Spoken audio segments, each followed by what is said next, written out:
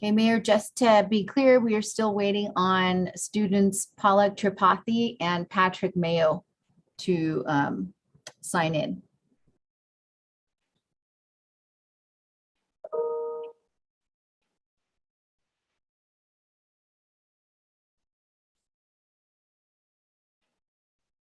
All right, we still have a couple of minutes, so maybe we'll see.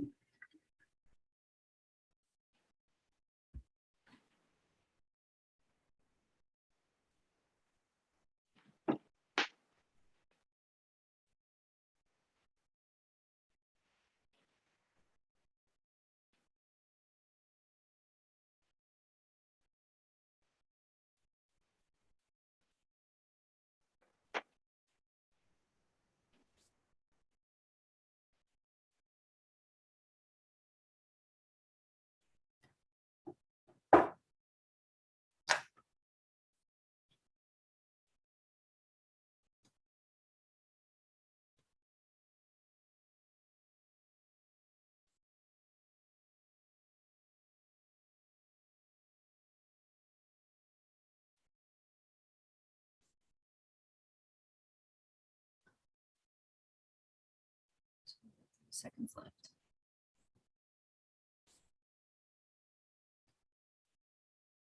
Okay, Mayor, whenever you're ready. Hey, thank you. I'd like to call back into session our Glendora City Council meeting of October 26, 2021. The council met earlier this evening in closed session. All members are present this evening. Tonight, our invocation will be led by Pastor Bruce French of Cornerstone Bible Church. Welcome, Mr. French. And tonight, our Pledge of Allegiance will be led by Council Member Mendel Thompson. So with that, Pastor French. Thank you for inviting me. Would you join me in prayer? Father, we thank you for the city of Glendora and for the members of the city council who preside over its citizens. We ask that you would anoint the mayor and the council with wisdom, insight, humility, and direction as they seek to lead and care for the variety of needs and concerns. We thank you for protecting our city and its members during this long season of COVID. And I would ask that you'd comfort any that have suffered loss and bring restoration to their hearts and their minds. We ask that you grant a special blessing to the hospital workers, firefighters, and first responders who faithfully risk their lives to protect the lives of others in this precarious time. We ask that you would watch over the men and women who serve in the capacities of police, fire, and healthcare. Protect them in their services and provide for their various needs as they care for the citizens of our city. Additionally, we want to thank you for the men and women who are serving in the armed forces throughout the world in an endeavor to promote peace. We are grateful for the freedoms we exercise because of their great sacrifices. Please watch over their families, their needs during this time of absence, and we ask that you would return them safely.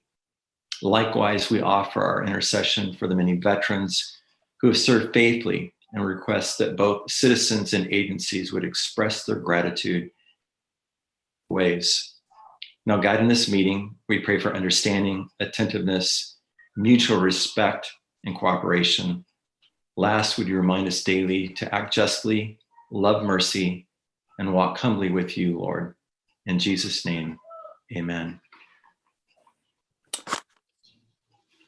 Thank you, and Pastor French, appreciate your prayer, and I would ask us to do two things. Please leave on your mic. One thing that I've missed about being able to meet live is hearing the pledge spoken by each of us.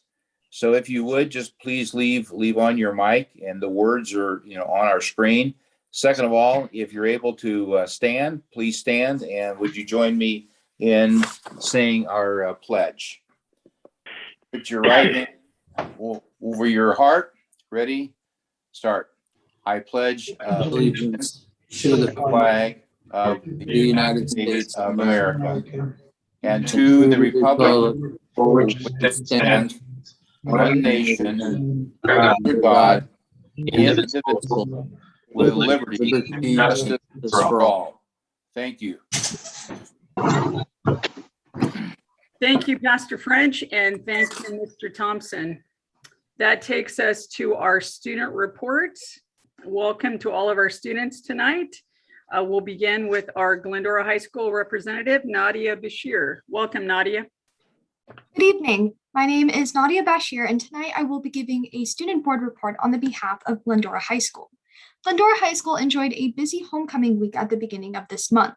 The assembly included seniors live at the event for the first time in over a year. At the assembly, King Dominic Zvagdis was crowned, and ASB truly thanks Mayor Davis for giving a spectacular speech. Next on the agenda was the homecoming parade, which included Grand Marshal Indu Alfondor, the GHS football team, cheer squad, class floats, and princesses. We are grateful to also have the school district and city dignitaries take part in this fun event. Onto the game, where GHS defeated Ayala 21-7 in the Battle of the Unbeaten. The highlight of the evening was the crowning of homecoming queen Caroline DeGrazian. Homecoming week wrapped up on Saturday with the greatest show. GHS students were able to dance, eat snacks, and take part in numerous carnival-like games outside with record ticket sales. On Wednesday, October 6th, the GHS volleyball and football program hosted their Digs for a Cure game, where funds were raised for the City of Hope. On Thursday, October 14th, GHS went pink during the school day with an all-campus pink picture during lunch, a pink out scheduled for the field hockey game that day versus Newport Harbor High School, and for the varsity football game that evening versus Colony High School. We are proud of our Tartans for getting involved and bringing awareness to this important cause. Red Ribbon Week has just begun. ASB spent 3 hours on Sunday putting up posters and ribbons to encourage students on campus to remain drug-free.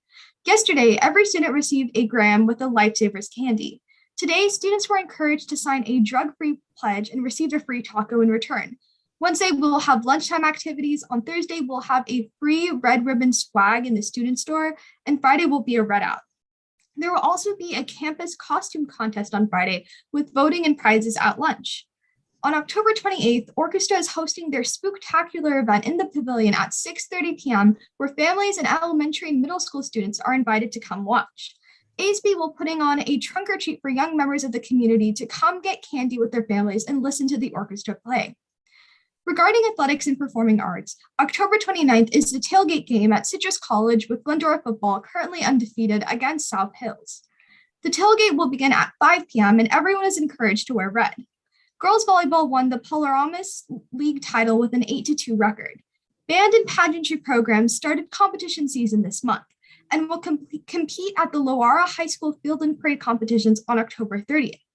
Last week, Glendora Show Choirs put on their cabaret showcase outside in the pavilion with dinner and a combination of group performances and solos.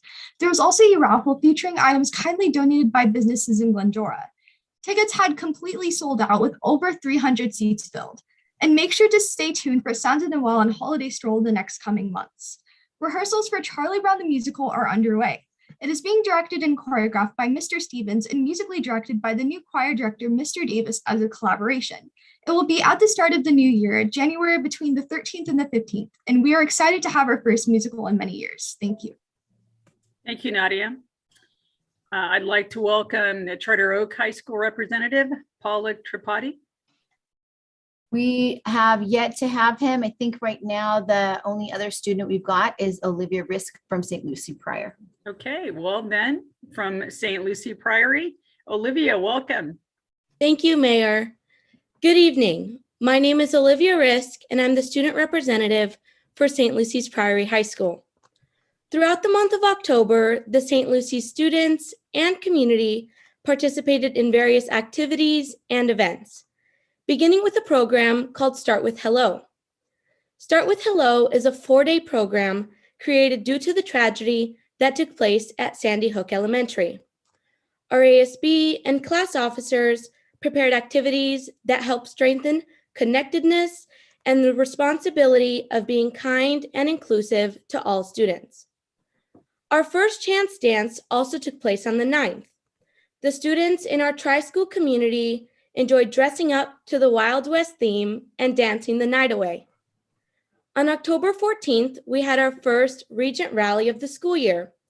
Every grade brought their rally gear and dressed up in their assigned colors.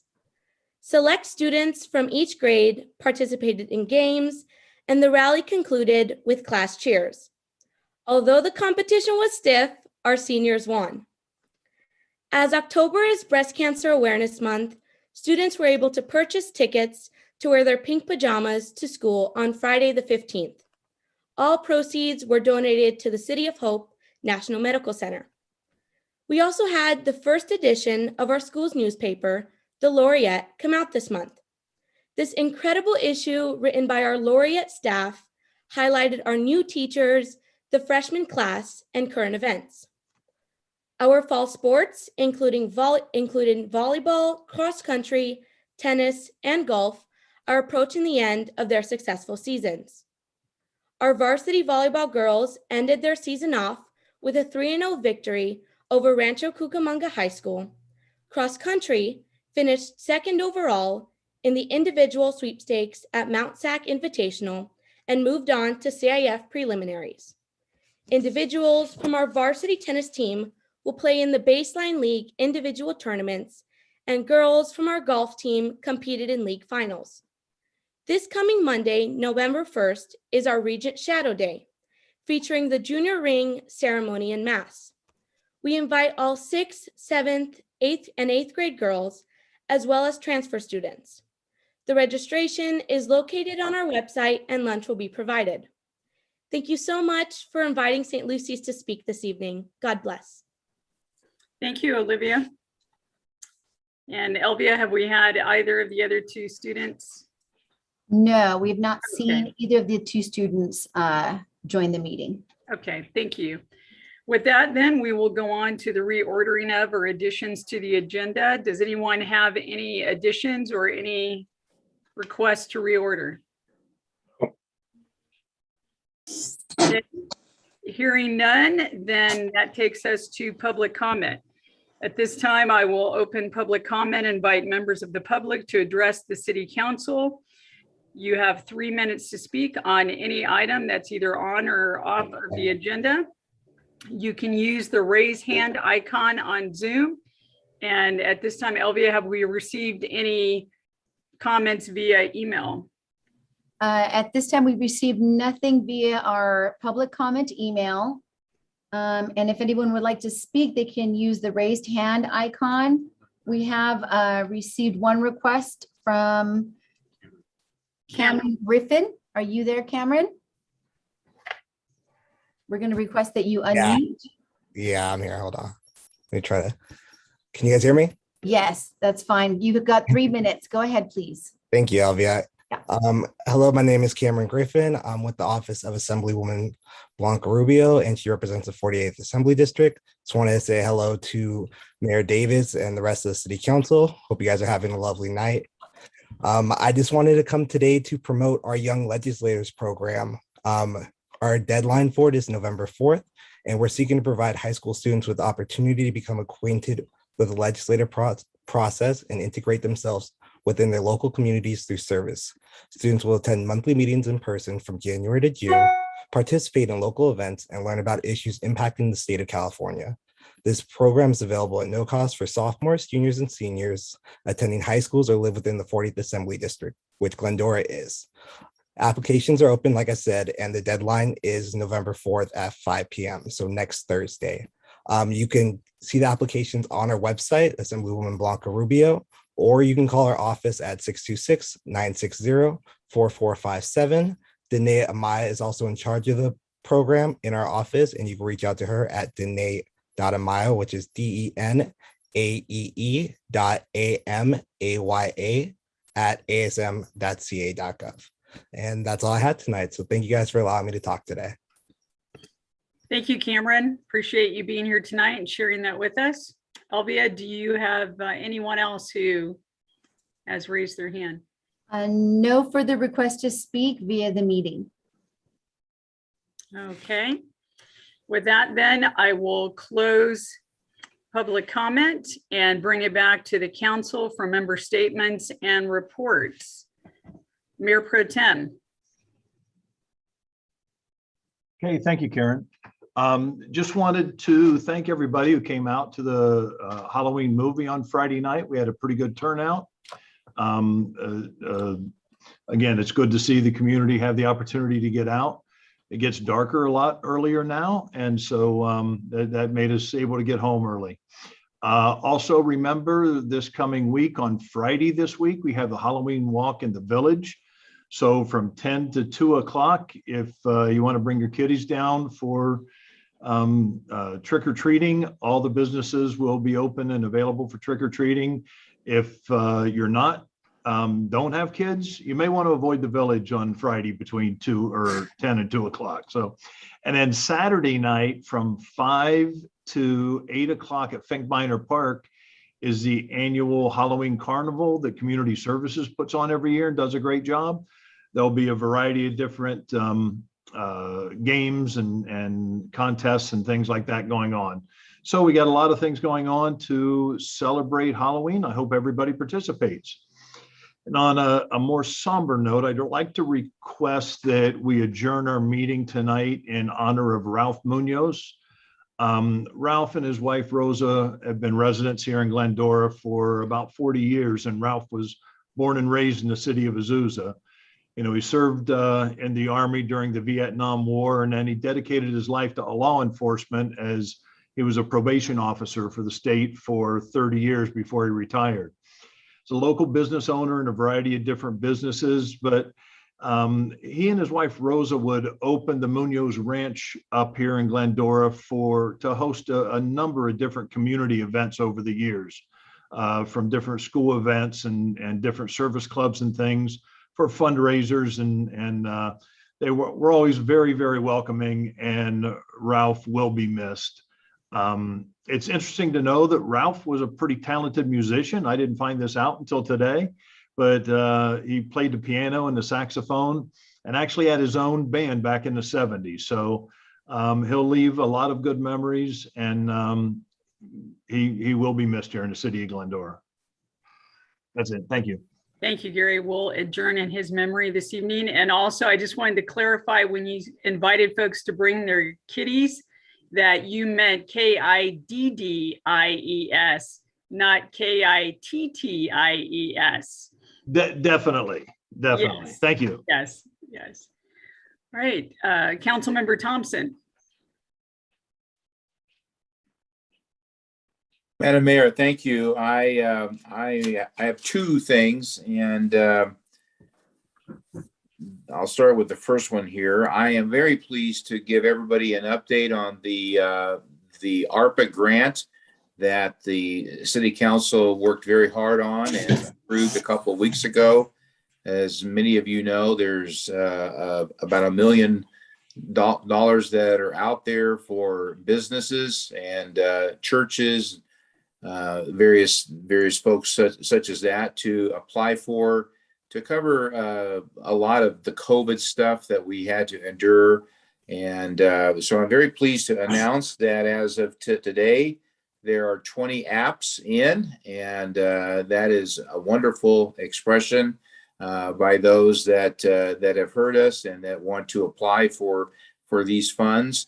And I would encourage each and every one to go to the city website, chamber website, and look at that. And if you think that you can apply and fit some of the rules that are a part of that, I would certainly encourage you to do that. So if there's anything more, I know staff is on the call here, but very happy to let everybody know that people are hearing us, applying, and hopefully some money will start to get back into their hands. The other thing that I wanted to do is share with you a 7-minute show on our Gold Line. There's a lot of work being done. And so Kathleen, whenever you're ready to push go, I think that everybody will enjoy seeing it. There's 4 parts to it. So sit back and soak it in.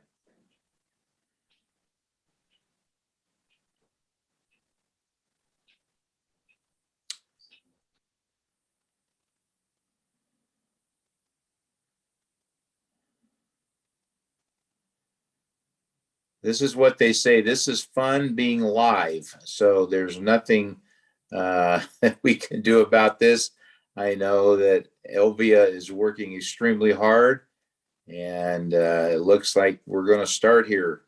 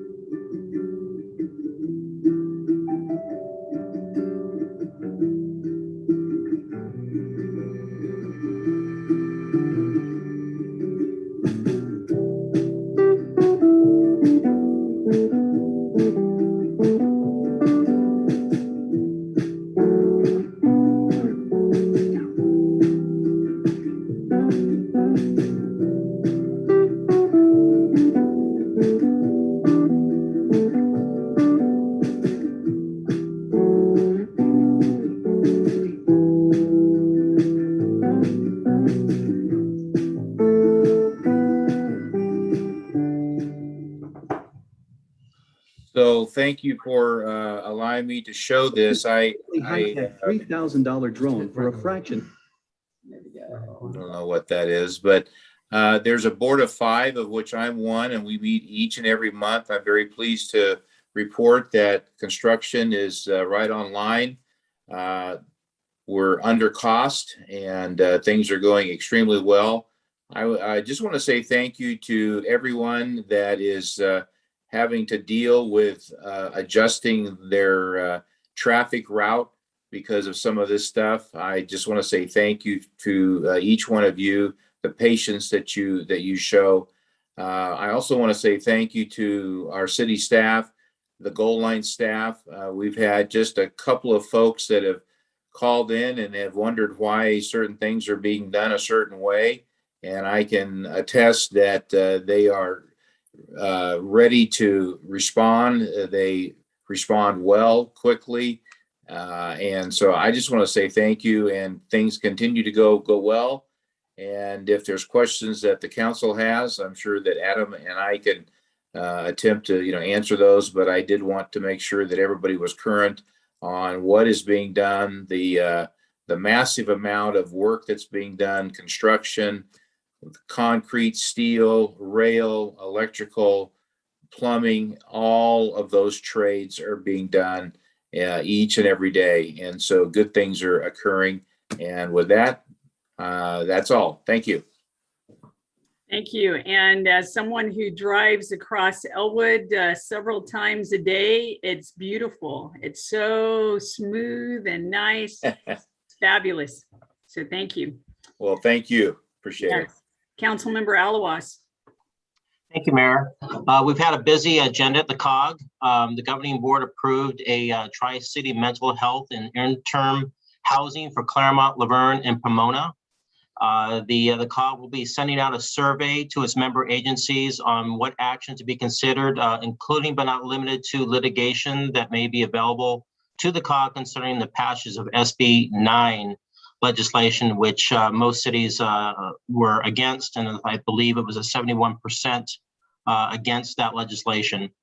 The director of the LA Ports, Mr. David Labatique, I hope I pronounced that correctly, made a presentation on why the ports of LA are so backed up, putting on a focus to the retailers and the trucking companies, but unsuccessfully accurately addressed the issue at hand. There's lots of questions that were asked of him during that meeting. At an upcoming special governing board meeting next month, Supervisor Catherine Barter will be sending information on the closing of the Men's Central Jail. As we all know, they're going to be demolishing that jail. And she is going to be pitching her idea of the possibility of converting the property once it's torn down into a mental care service facility, which we all know is needed greatly, and not only just for our homeless population, but also for in general for those folks that just need that extra service and extra care that isn't widely available. And that's my report. Thank you, Mayor. Thank you. Councilmember Friedendahl. Yeah, thank you. No reports other than to say thank you and congratulations to the Glendora Preservation Society and Community Services for an Out of the Park Pumpkin Festival event at Centennial Heritage Park. It was a huge event, widely attended and full of activities for those kids. If you're out trick-or-treating or driving this weekend, be mindful of each other's, so we have a successful event over the weekend and not have incidents. Beyond that, thank you, Madam Mayor. Thank you. With that, I will turn our attention to City Manager and City Attorney. Do either of you have any reports you wanted to make this evening? Nothing this evening, Mayor. Nothing for me, Mayor. Okay, thank you. Then that takes us to our special items for tonight. We will begin with a proclamation recognizing October 24th through the 30th, 2021 as Friends of Libraries Week. Councilmember Alawas will be reading that proclamation, and here to virtually receive it, Tomoko Tolan from the Library Board of Trustees. She's serving as president, and Maggie Lara, Executive Director of Glendora Public Library Friends Foundation. Mr. Alawas. Thank you, Mayor. It's a pleasure to present the Friends Library Week proclamation with a bunch of whereases and whereas and all that sort of little stuff. So whereas the Glendora Public Library Friends Foundation raises money that enriches the community and enables our library to move from good to great, providing the additional resources for programming much needed equipment, support for summer reading and year-round discovery. And whereas the work of the Friends Foundation highlights on an ongoing basis the fact that our library is the cornerstone of the community, providing an opportunity for all to engage in the joy of lifelong learning and connect with the thought and the idea of others from all ages, past and present. And whereas the Friends Foundation understands the critical importance of well-funded libraries and advocates to ensure that our library gets the resources it needs to provide a wide variety of services to all ages, whether on-site or online, including organized, equitable, enduring, and expert access to the world of ideas.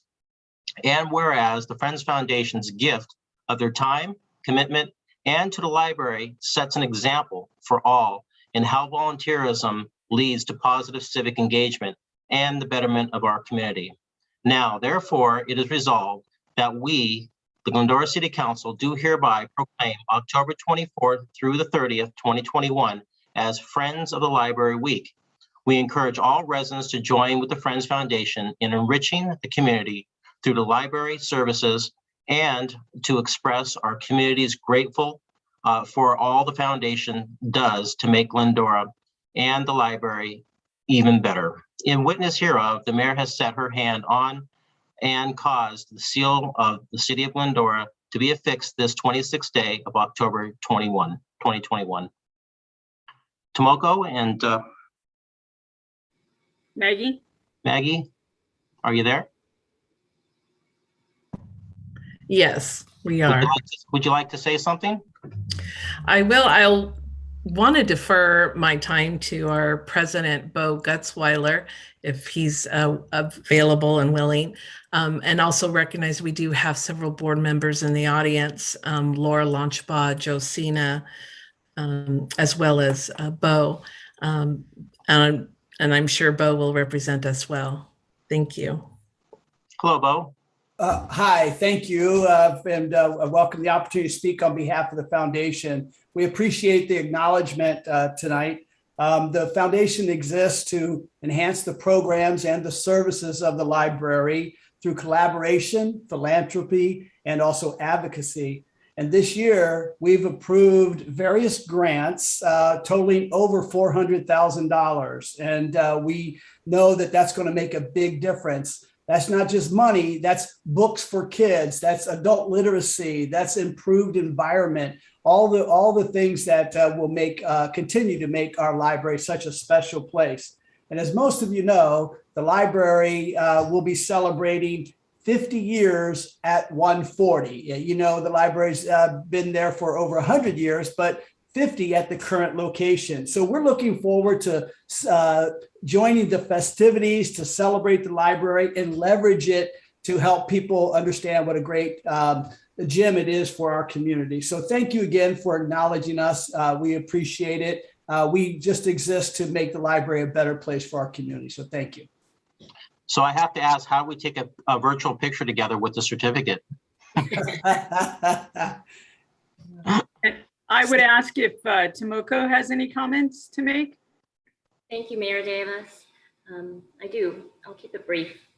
For almost 30 years, the Glendora Public Library Friends Foundation has been raising awareness and resources needed for programs like the Summer Discovery Challenge and Battle of the Books. Without your help, those programs would not be possible. The library receives very limited funds. You've been an invaluable partner, raising millions of dollars to make these programs available. The money has also been going to community services and other projects that the Friends Foundation has been able to make possible. So on behalf of the Glendora Public Library Board of Trustees, I'd like to express our sincerest gratitude. Thank you. Thank you, Tomoko, Bo, and Maggie. I appreciate it. And congratulations. Mayor? Thank you. That takes us to our next proclamation this evening, a proclamation recognizing October 24th through the 30th, 2021 as Code Enforcement Officer Appreciation Week. Tonight, Councilmember David Friedendahl will be reading that proclamation, and here to virtually receive it, Community Preservation Officer Stephanie Faulkner.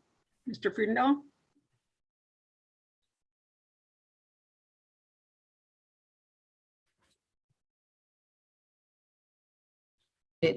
David, you're muted.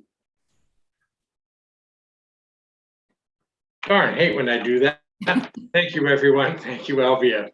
Certainly the week to celebrate some great things. And as we recognize our code enforcement officers, we'd like to offer this proclamation.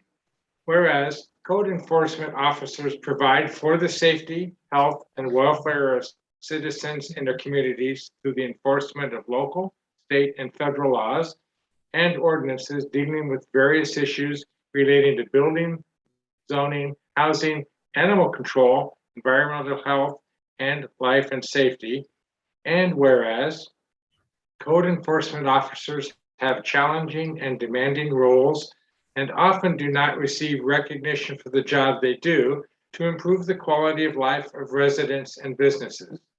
And whereas the role of many code enforcement officers has expanded in recent years, with jurisdictions increasingly relying on the expertise and training of code enforcement officers in their communities. And whereas code enforcement officers often have a highly visible role in the communities they serve and regularly interact with the public and a variety of federal, state, county, and local officials in their capacity as a code enforcement officer. And whereas code enforcement officers are dedicated, they are delighted, I'm sure, dedicated, highly qualified, and trained professionals who share the goals of preventing neighborhood deterioration, enhancing communities, ensuring safety, and preserving property values through knowledge, training, application of housing, zoning, and nuisance laws. Now, therefore, we, the City Council of the City of Glendora, do hereby proclaim October 24 through 30, 2021 as Code Enforcement Officer Appreciation Week in the City of Glendora, and call upon residents to join in recognizing and expressing their appreciation for the dedication and service of the individuals who serve as Glendora's code enforcement officers. In witness whereof, the mayor has set her hand on and caused the seal of the City of Glendora to be fixed this day, October 26, 2021.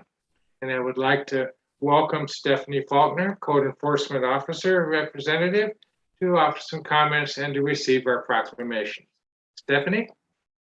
Hi, just super excited for the proclamation, and just, thank you for the acknowledgement, the recognition of our work. Dylan and I, my partner, we try to work really hard together as a team to preserve and, clean and safe neighborhoods in our city. And, we're proud to work for the City of Glendora. So thank you. Thank you. Thank you, David, and thank you, Stephanie. Our next proclamation tonight is a proclamation recognizing October 2021 as Hindu Heritage Month, and I will be reading that proclamation. Whereas the year 2021 marks the 128th anniversary of when Hinduism was officially introduced to the United States, and whereas Hindu Americans have greatly enriched California's higher education university systems, especially in the academic fields of computer science, engineering, law, planetary science, business, and in the medical fields. And whereas during the month of October, the culture, history, traditions, achievements, and contributions of Hindus are recognized and celebrated throughout the United States. And whereas communities throughout our nation recognize the vibrant traditions and countless achievements of friends and fellow citizens of Hindu Indian descent, as well as the contributions which have strengthened our economy and cultures as celebrations are observed. And whereas we applaud our Hindu neighbors for their many contributions, and especially their passion to give back our community through service, The generosity they have displayed only adds to the rich fabric of our diverse community. Now, therefore, we, the City Council, do hereby declare October 2021 as Hindu Heritage Month in the city of Glendora, and seek to recognize and acknowledge the significant contributions made by the Hindu heritage to our city. And witness whereof, I have hereunto set my hand and caused the seal of the city of Glendora to be affixed this 26th day of October 2021. And this evening also, we are proclaiming and recognizing October 2021 as Hispanic Heritage Month, and Mayor Pro Tem Boyer will be reading that proclamation. Thank you, Karen. Whereas each year communities across the United States observe National Hispanic Heritage Month by celebrating the culture, heritage, and countless contributions of those whose ancestors were indigenous to North America. And whereas we recognize and honor the many ways that Hispanics enrich the fabric of our society through science, art, music, education, sports, government, and business. And whereas Hispanic Americans have served with honor in all branches of the armed forces, continuing a strong legacy of dedication, bravery, and loyalty to our country. And whereas the 2021 theme, Esperanza, a celebration of Hispanic heritage and hope, encourages us to reflect on the legacy of our Hispanic community, which has influenced our nation's history and serves leaders in all aspects of the national life, from the Supreme Court to Main Street across the United States. Now, therefore, we, the City Council of the City of Glendora, do hereby declare October 2021 as Hispanic Heritage Month in the City of Glendora, and celebrate the many ways in which Hispanic Americans have enriched the communities across America. In witness whereof, our mayor has hereunto set forth her hand and caused the seal of the City of Glendora to be affixed this 26th day of October 2021. Thank you. Thank you. The next item on our agenda tonight is our legislative update for October. And giving that update is Assistant City Manager Moises Lopez. Mr. Lopez. Good evening, Honorable Mayor and City Council. I will provide a shortish update on the happenings at the state level. As you may recall, in late September, on the 28th to be more precise, provided a legislative update on all the bills that were pending consideration by the legislature or governor that the city took a position on.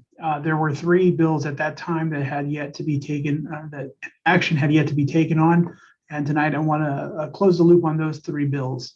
The first 2 deal with the Department of Alcoholic Beverage Control and their licensing, effectively granting ABC the authority to continue programs that were implemented as a result of the pandemic for about a year after the declaration of emergency is lifted by the governor. The first bill, AB 61, authorizes a permitted food facility to prepare and serve food in a temporary or satellite food service form without requiring a separate permit for that satellite food service. The second bill, and I should say that bill was supported by the city and was signed by the governor into law on October 8th of this year. The second bill is SB 314, again relating to ABC and temporary licensing issues. This bill allowed for a licensed manufacturer to share a common licensed area with multiple licensed retailers and increase the number of times in a calendar year that ABC could issue a caterer's permit for use at any one location. This is another piece of legislation that the city supported and that the governor signed also on October 8th of this year. The last bill relates to an issue that has been discussed by council over the last couple of weeks. This bill is Senate Bill 619. It gave or granted local governments an optional pathway to compliance with the state's SB 1383 requirements and the subsequent regulations that have been implemented by Cal Recycle. It grants local governments an additional year to earn that compliance without penalty. Cities would have to work with Cal Recycle to identify the steps that they have to take, identifying those steps that they've already taken to ensure that all local jurisdictions are on our path for compliance.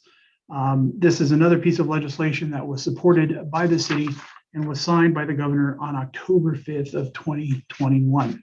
Moving on to some other noteworthy issues ongoing at the state. Earlier this week, on the 19th, Governor Newsom issued a proclamation extending the drought emergency on a statewide basis. You might recall that earlier this year, the governor had issued a proclamation for all but 8 counties in the state of California. Now, with this latest proclamation, Los Angeles County is included. It empowers the State Water Resources Control Board to ban wasteful water practices, including the use of potable water for washing sidewalks and driveways. According to the board, Californians reduced urban water use by 5% in the month of August. August 2021 happened to be also the driest and hottest August on record since reporting began in the late 1800s. The governor is calling on all Californians to reduce voluntarily 15% of their water use. And to conclude, the governor earlier this week also made an announcement. He announced that the state will have another, quote, historic budget surplus for this upcoming, or I should say this next fiscal year. You might recall that the current fiscal year budget relied on a projected $75 billion surplus as part of the state's $262 billion budget. While the governor did not announce the specifics of what the surplus was expected to be as part of the upcoming budget discussions, he did indicate that the state had collected about $14 billion more in tax revenue than what was expected for the current budget year, just through the first 3 months of the fiscal year. The one item that he did mention was his intention to use a portion of this funding to pay down approximately $11.3 billion in outstanding pension obligations.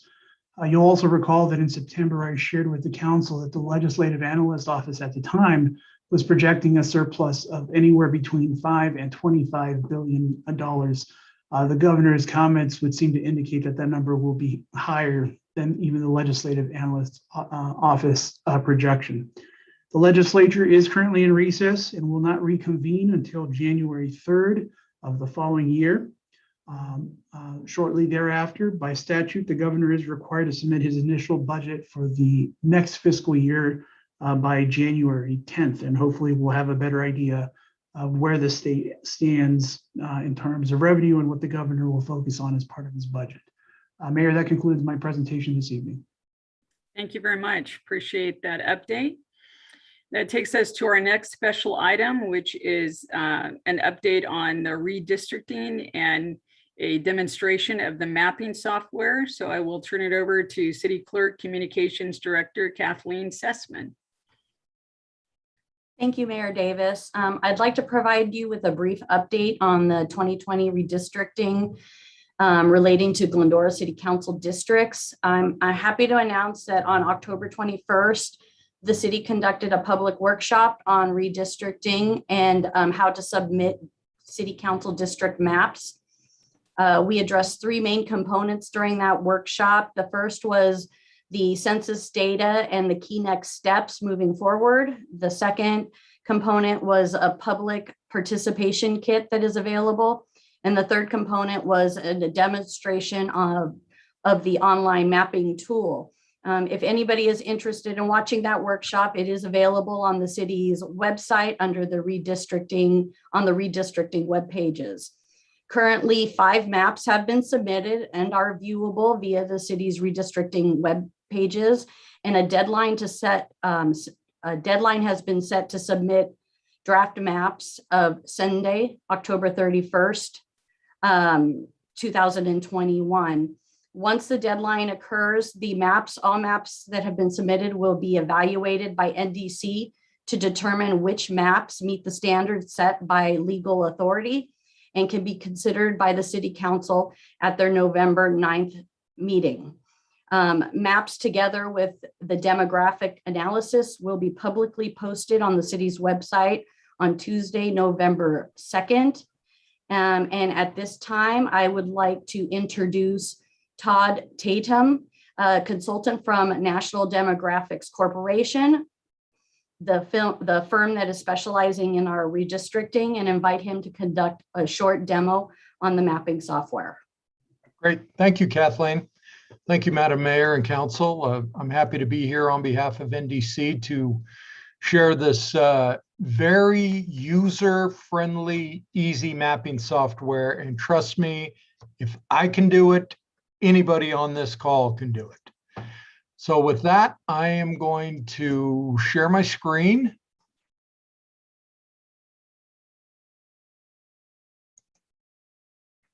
I believe I am.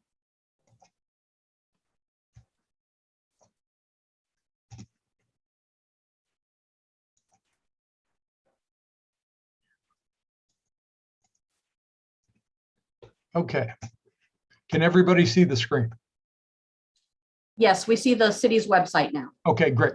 On the website, I thought I would enter the mapping tool this way. So anybody who's watching, it's an easy way to find it. Across the top of your City of Glendora website, if you go to the redistricting tab, click on that. And under where it says share your specific thoughts, draw a map, or get involved, you can click draw a map, or go down here where it says draw a map page. That takes you to the draw a map page. The first item is District R, and that is the computer software mapping tool that we are using. You'll see there's a training video that you can watch that's roughly 10 minutes, and then an instruction guide that will help you with it. I'm going to go right in and access the tool, and we go right into the Glendora page. You can see, to start drawing, we have on the first tab Glendora, the 5 city council districts, or you can draw and identify a community map.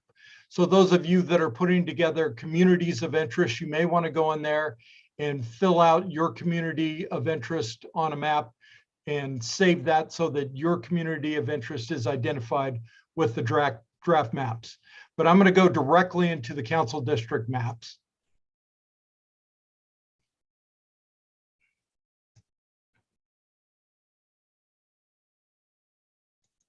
And that, you see, is the map of your city.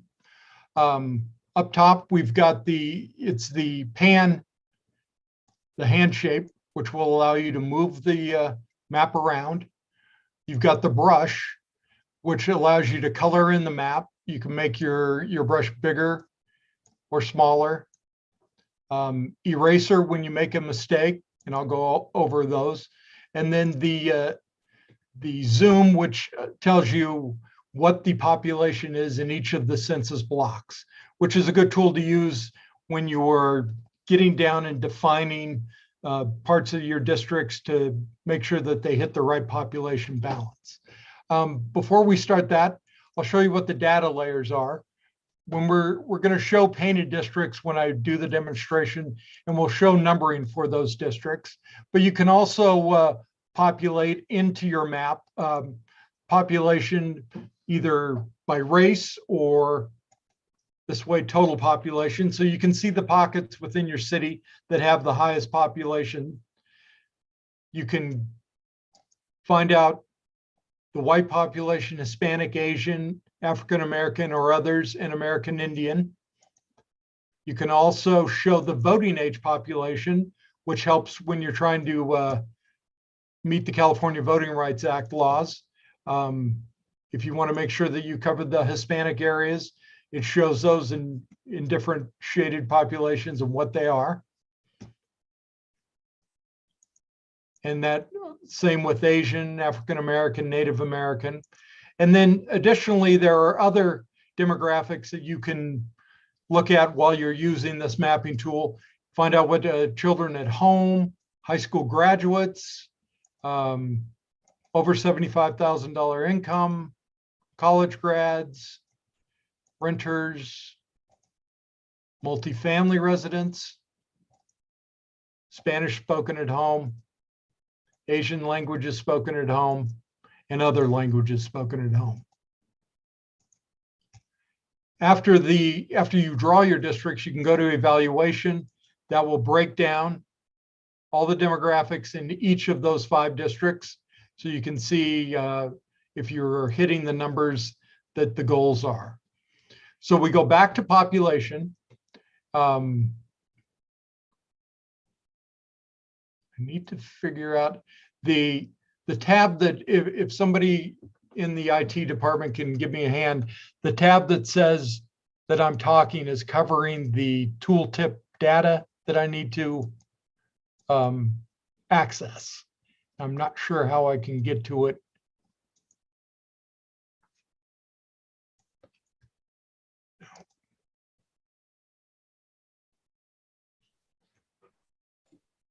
Todd, let me go ahead and bring it up on my screen. Maybe that will work easier. Okay.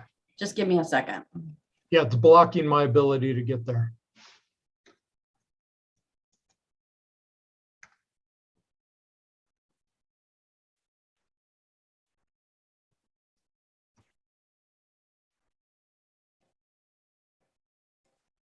Okay, I'm gonna go and if you could stop sharing your screen and then I will take over.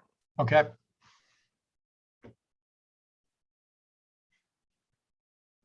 Okay, does everybody see the draw a map? Perfect. And I'm gonna go up here, we're gonna draw that.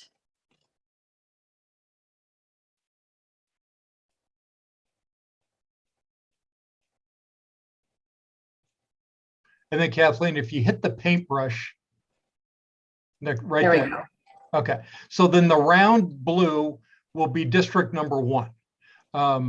So wherever you want to start drawing your district number 1, you put the cursor over it. And as you can see, you can do a pretty wide swath as Kathleen's drawing along there. And that over here, you see it populating. Right now, there's 3,600, 4,200. And at the bottom, you've got the ideal population of each district. So you can just go along, fill that in. You make sure you fill in all the little white pockets. You can increase the size of the map so you can make sure you hit all the small pockets in there. So right now you're at 10,468, 10,482. Looks like you've pretty much, you're right about there where you want to be. And let's say, Kathleen, that's where you want to be right there, 10,625. Okay, so go to under brush size where it says lock already drawn districts. Click on that and then punch the number, the yellow square. And now your paintbrush will draw district number 2.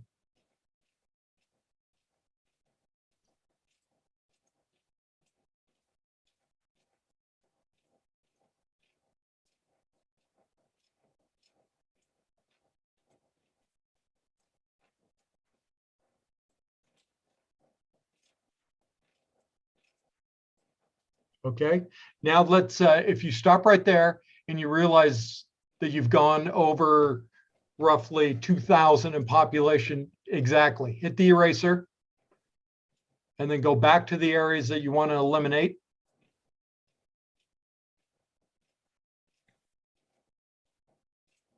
See, there's not much population up there and now you're, okay.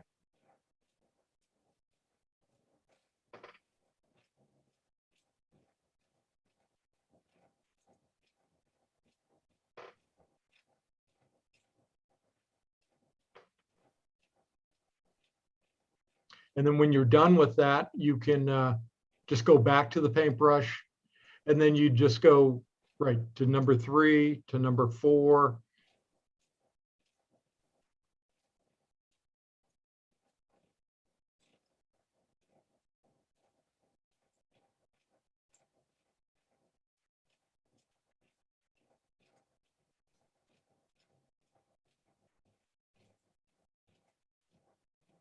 I think Kathleen's having fun with that paintbrush. She's good. Yeah. Uh-huh.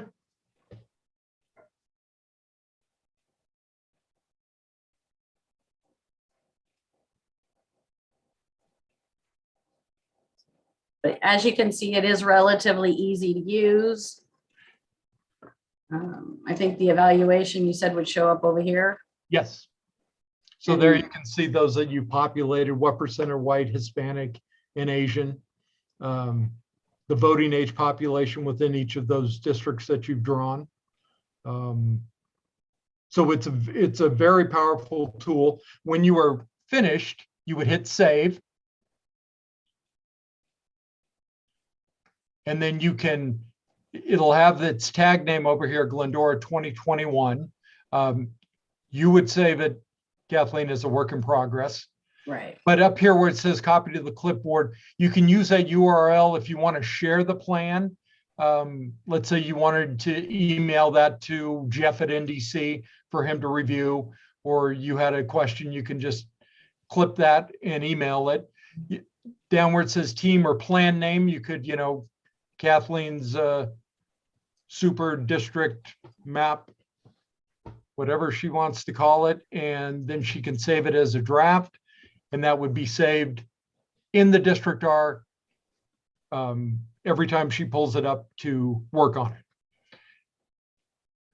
Now, if she were to hit share now and she was completely satisfied with her map, then it would save it as a map that is complete and ready for consideration at your next meeting or whenever your deadline is.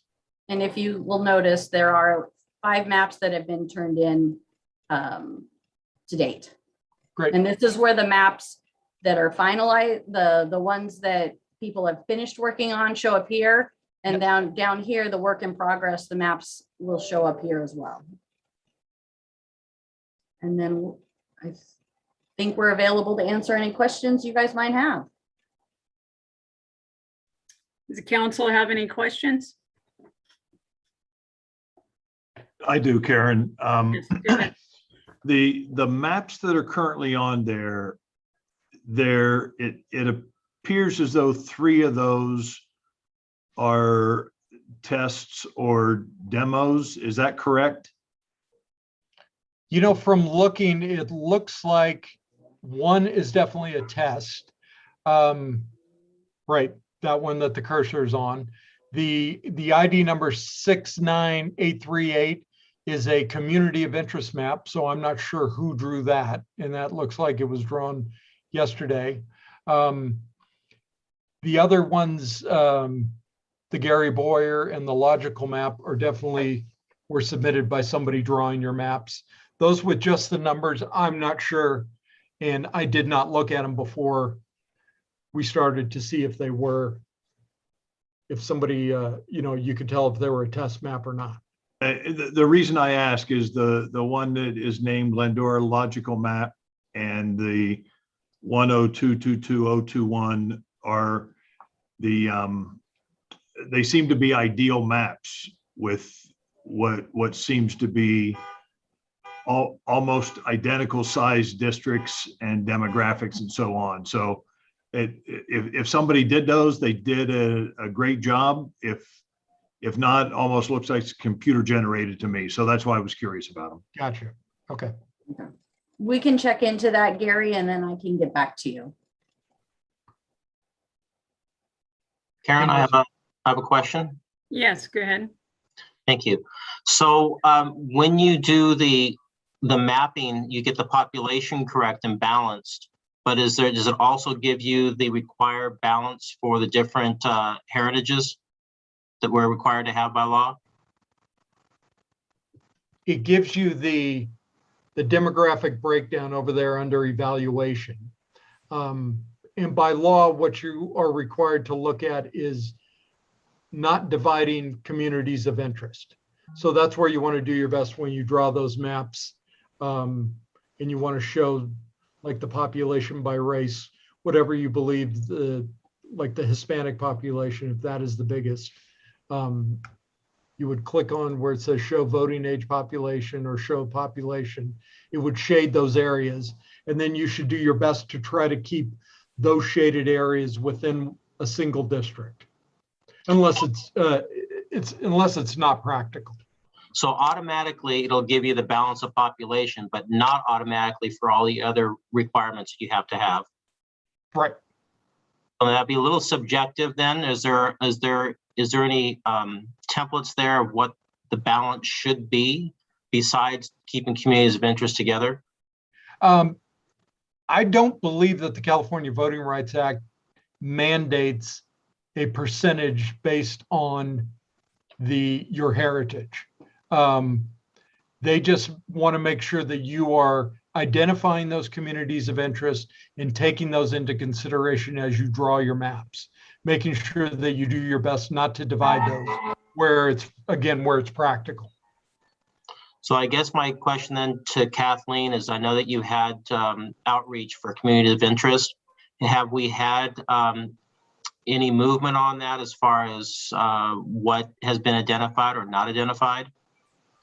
No, the community, for the most part, the response we've gotten relating to communities of interest have been that they want Glendora to remain whole. And most people didn't want to further break down. Most people still aren't really happy with the districts in Glendora. So they didn't really want to create additional districts that we went around. When we did our surveys and our outreach, the only areas that kind of came up were the Civic Center area and then like the Village and then locations around the Gold Line. Those are the only things that that people mentioned. We got a lot of comments about school district, but we don't have control over them. That's a different districting. So we done our prerequisite due diligence to try to reach out for communities of interest so that if we ever get challenged, we can say that we have done the homework? Yeah, I mean, we sent the survey, we emailed 100, I think it was 151 different community organizations to get input. We've also we did a specialized community survey that we presented the results to you. I think it was probably back in June or July, the results of that survey. And we've reached out to all private communities, homeowners associations, churches, any organization in Glendora that we could think of that would have an input on this. And the response for the most part was this: either we received no response or it was that they really wanted to keep, they looked at Glendora as a whole community and we're not really happy with the whole redistricting. We got a lot of comments about not liking the districts, but legally we can't go back. And so this go around, there could be a possibility that that someone who didn't get to vote last time might not get to vote again this next election. There is a chance, but that is in that third tier. You know, you have the federal regulations that we have to meet, then there's state regulations that we have to meet. And then if we can meet all of those, then we try to select a map that is the least disruptive to the voters. And if we can get through the federal and the state, and then also make sure that we don't, we're not overly disruptive to voters, or at least make it as clean as possible, we need to try and do that as well. So the first time around, we were able to protect current seats. Is that an option this time? Well, it would work the same way as it did last time. Basically, and please, Todd, correct me if I'm wrong, but my understanding would be that you would serve it. Let's say our next election is for District 1 and 4. If the incumbent in District 1, when we change the district lines, is no longer in 1, that incumbent wouldn't be able to run again. Does that make sense? Oh, and the same goes for 4. So we had the conversation in one of our briefings that hypothetically, if the maps were changed so that someone who was in a certain district currently could actually get redistricted out and their election wasn't up, and when this was solidified, they would no longer have a seat. Is that a fair statement? Todd, can you confirm? But my understanding is that unless you would finish serving your term. Yeah, that's my understanding too.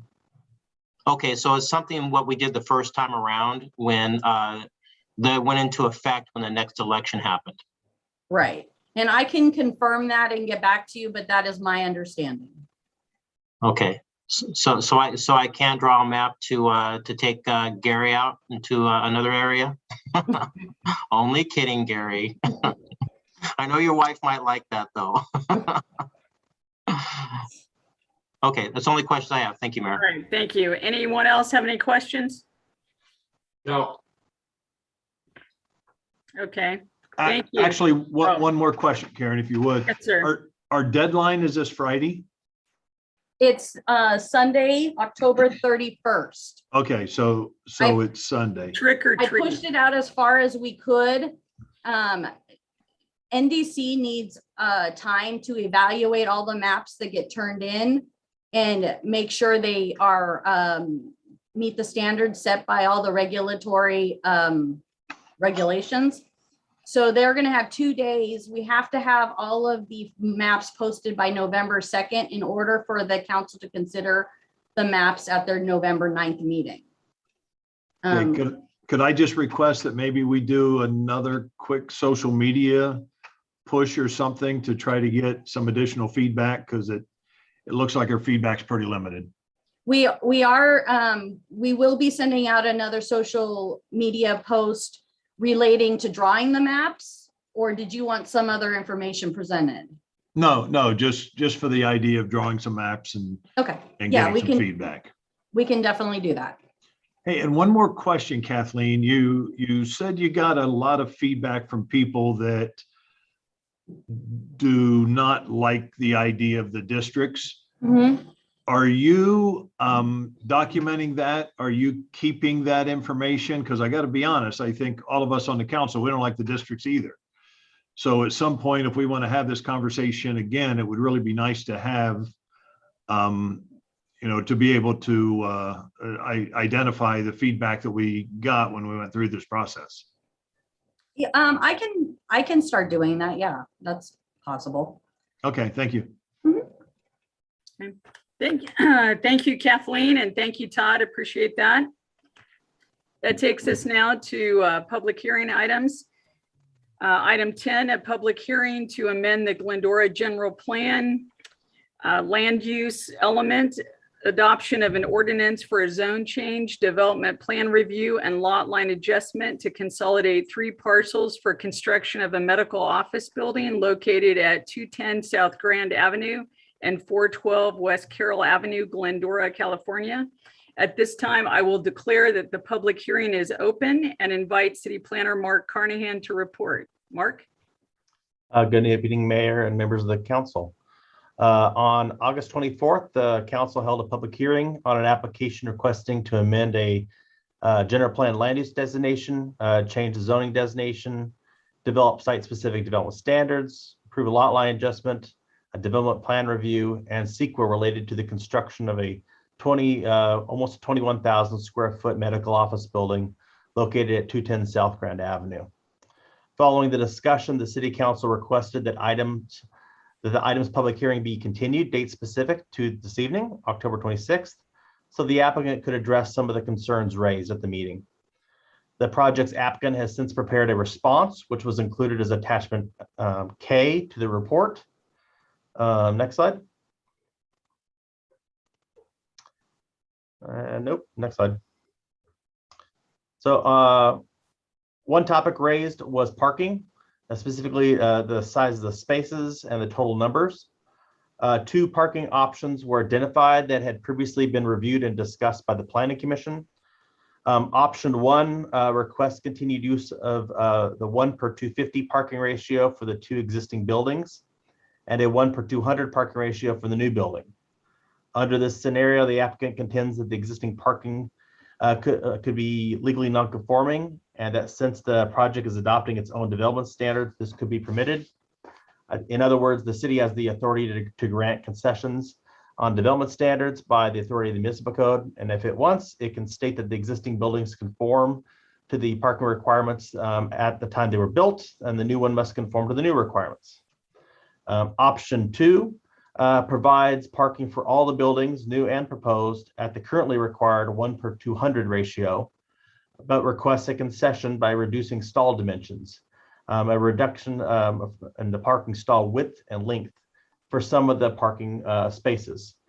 There's the table on your right-hand side there that kind of lays it all out. This option would allow the site to increase parking total numbers to satisfy the requirement within 10% compliance. The proposed concession may be permitted under the project's new zoning, which creates, again, site-specific development standards. Note that while the reduction in sizes are requested, none are shorter or narrower than what is already allowed and used in Glendora. Some of Glendora's compact sizes would be the lowest, and it would go up to the width of our standard size, which is the biggest. And so basically and everything in between. But again, nothing smaller, nothing bigger than what is currently used in Glendora. Next slide. And one more slide. So this is the site plan that the council indicated that option 2 in its discussion should be explored. Again, the applicant prepared this site plan showing how this option 2 could be laid, or parking arrangement could physically be laid out on the site. Again, for kind of demonstration. Basically, all of the parking areas basically get tweaked, redone, kind of shifted a little bit. The only parking on the whole site that doesn't are those way right-hand side ones that are in blue, kind of that blue. Otherwise, everything else gets kind of reworked. So it's a comprehensive relayout. Can you go back one slide, please? So to further address parking demand, particularly during the peak hours, that was a concern. The city can adopt conditions of approval that require transportation demand measures, or TDMs for short. Programs that incentivize alternative transportation can have an effect of reducing vehicle trips and parking demands. The council in its discussion indicated that TDMs should be further explored. Staff has drafted a related condition of approval for your consideration, which was included as an attachment. Note that staff supports the inclusion of a TDM measure for the project and believes that the condition as drafted would provide additional parking and transportation options for all 3 buildings on the subject site. As drafted, the condition would require the applicant to submit a TDM plan for the city to review and approve prior to the issuance of permits for the building. The plan is going to be required to be prepared by a professional transportation planner or engineer and cover the entire property and all of its 3 buildings, and include commonly accepted operational, programmatic, and site plan TDM elements. The applicant or its property owner shall also identify and designate a TDM coordinator who shall implement, monitor, and report to the city on the plan implementation and matrix.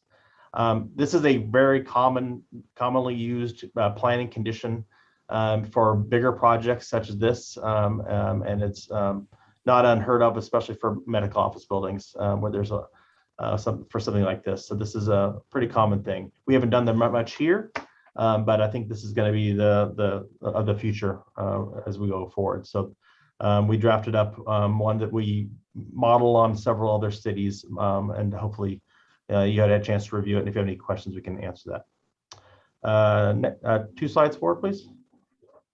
Thank you. Oh, one back. Thank you. Concerns were raised by council regarding the new building's proposed exterior architectural design, with a discussion focusing on its open exterior staircase or the fire escape.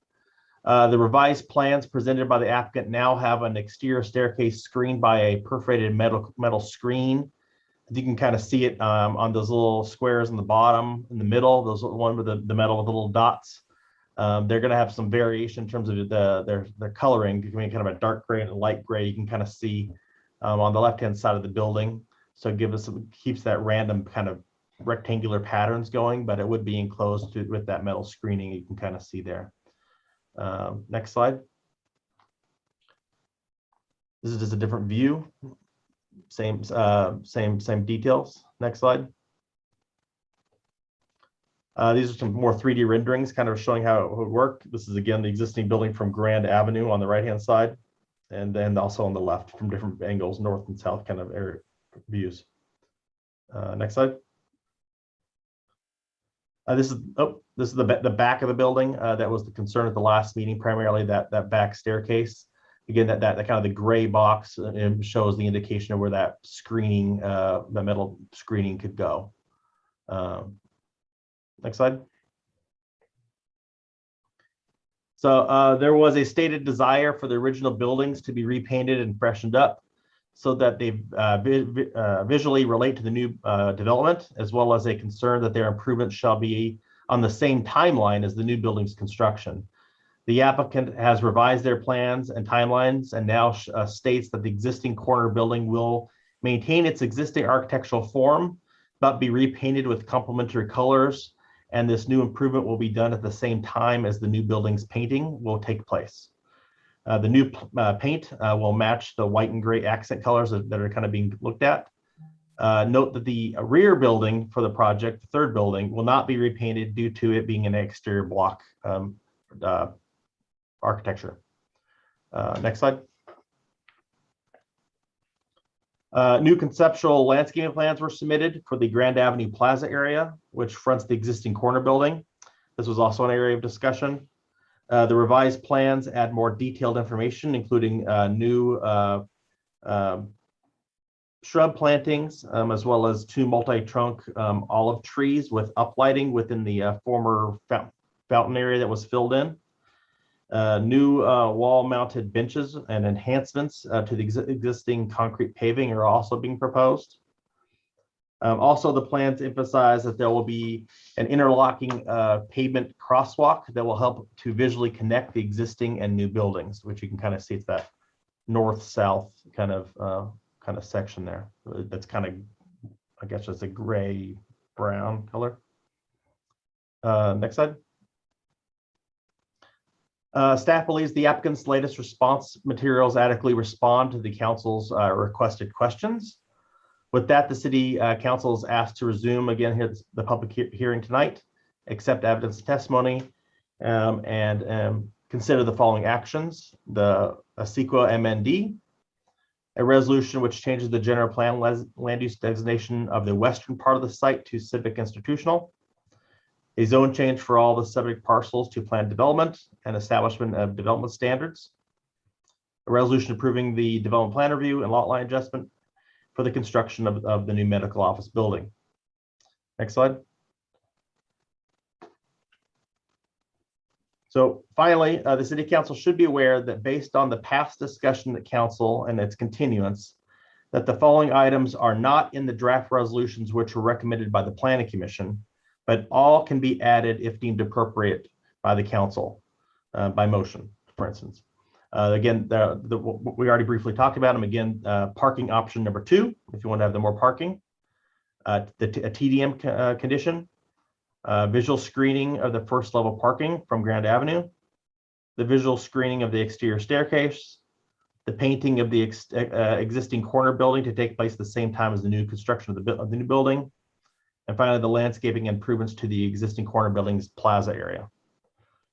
That concludes staff's prepared statements. The applicant and their representatives are also here tonight and are available for questions, and they might also want to make a brief statement. Thank you.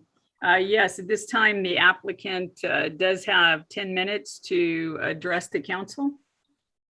Mr. Loper, did you want to speak to the council? Oh, no, June Park. Oh, June Park, okay. All right. Good evening, Honorable Mayor and all council member. And thank you, my planner, Mark, and Mr. Jeff Kubo, continuing supporting our project. So my name is June Park, and I'm the project architect and owner's representative. Just simply like to, re-emphasize, design of the project, the concept of the project. So the detailed part, Mark already explained that. So can you show the computer rendering, any drawing? Can you show that on the screen? Like elevation before? Yeah. Right, that's good enough. So the new building is well, as you can see that a modern contemporary design, which is a very simple and a white rectangular shape. And have a major vertical shading device through the whole entire the building facade. And then randomly, we put in a orange color accent on the building. That's the overall design concept. And I like to clarify our design perspective, what we based on, which is new building design is not.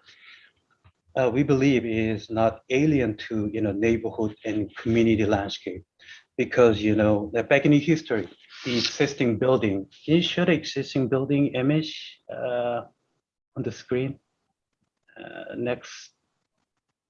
Next. Next. Yeah, good. So the existing building back in 1967, existing building was the first and a mid-century modern office building in San Gabriel Valley. So it has a historical value inside. So so it is like a mid-century design is a very simple rectangular the shape, which is like we base on our new building design. So it has to be the simple design like in a mess. And then in detail, our design team was so impressed that the major building element of the existing building, which is vertical shading device. When you look at the left side, there's the existing building, and there's a huge vertical the shading device that we reintroduce our new building design element. And then the second element is can you see that the ground level above there's a expanded huge entry canopy that also we reproduce on the new building design. And well, so this is like a history base of our building design. Hopefully shall help the new building is well connected to the existing building, and then visually create a sense of the space as a single medical campus. And then additionally, the new building and then existing building shall be used the same white color, which is Mark already mentioned that. So we will repaint that at the same time we painted the new building. So the also the new building. Can you show like a computer rendering before? Right, that's good. So the new building, and then we utilizing like orange accent color. So everybody is curious, why is orange color over there? Well, it is technically help that like very way too simple, like in a mass kind of creating like a building is way boring. It is like technical reason we using the accent color, but beyond that, we simple color just so hopefully deliver a sense of the community history. And as we know, the San Gabriel Valley was an orange and a citrus farm.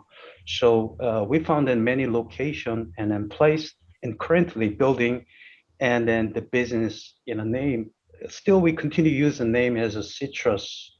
So we believe, no doubt about the color of the city of Glendora is orange color. So that we use that, the color, the punctuate and the final touch of the design. So this is all about design content. And so please go ahead. If you guys have any design related question, definitely will answer that. All right, that's it. Thank you. All right, that takes us then to the public testimony. If anyone wishes to speak on this item, you can use the raise hand icon on Zoom. Have we received any testimony in writing? Mark, I believe we did. I'm not no, nothing related to the public comment email for this item or public testimony for this item. And no raised hands to give testimony at this time for the public hearing. Okay. Then I don't believe that the applicant needs to provide any rebuttal to that. So then I will bring it back to the council for comments. Councilmember Thompson. Madam Mayor, thank you. I'll keep my thoughts short. I was pretty straight up when we talked about this the first time. The applicant, I just want to say thank you for what you've done to accommodate what the council said, and I think that you've met that by and large. I have just a few things to ask. Mark, on attachment L, the last sentence relates to parking in the annual report. What kind of fine or penalties do we have that we could impose if they're not doing what they say that they're supposed to be doing? Not sure. I mean, I think it's really written in there to give us the teeth in the future if they are not abiding by it. I have no indication that they would ever do that. I think we have that ability in our code to administratively do. I think Jeff is probably more aware of it. You know, $100 citations and things like that. Well, that was going to be my point. If it's like $75, that's just really nothing. Parking is such an issue when it ties into medical and hospital sites. So is this fine? And I agree with you, Mark. I hope that we never have to do it, but it needs to have some teeth. And now would be the time to create those teeth. So Jeff, do you have a dollar amount of what that penalty or fine would be? That might be a different discussion. The sort of any sort of violation of a conditional use permit or a zoning entitlement could be, be cited through the city's administrative citation process. And there are established fines, for violations based on the frequency and number of, and I don't know the exact number, but it goes from probably, I think, $100 or $200 up to something like in the neighborhood of $500, and it can be repeated. The city can also, through its city attorney's office, prosecute, for violations of the municipal code or violations of a granted entitlement, and the city can seek recourse or recompense of some kind through the court system. The city can, if it's such a grievous violation, it can reconvene a hearing, on the entitlement and, alter or revoke, certain things granted under the entitlement, through the legislative process. And so all of those things could come to bear if there's a, problem with the site. For example, the city could establish even more rigorous, TDM requirements or, what have you, parking requirements, et cetera, in the future. Although as a practical matter, those types of acts become difficult when the building is already built. So you have to sort of deal with work with what's been constructed at that time. Okay. I might add that, I think our intent with the way it was written and is yes, the maintenance part of it is an ongoing thing, but with TDM programs, the biggest important thing is getting it started and getting it started correctly. Because once it's in place, then it kind of runs. But, getting it started by somebody who knows how to do them, a professional, and then requiring them to have the coordinator and the submittals of the city, that's the hardest thing that can get sloppy if it's not done right and getting going right. So that's why it was written the way it was and so wordy, is wanting that to get done properly. That's why I'm not as worried about the tail end of it, is getting it done from the get-go on the front end. Okay, thank you, Mark and Jeff. Couple of other things.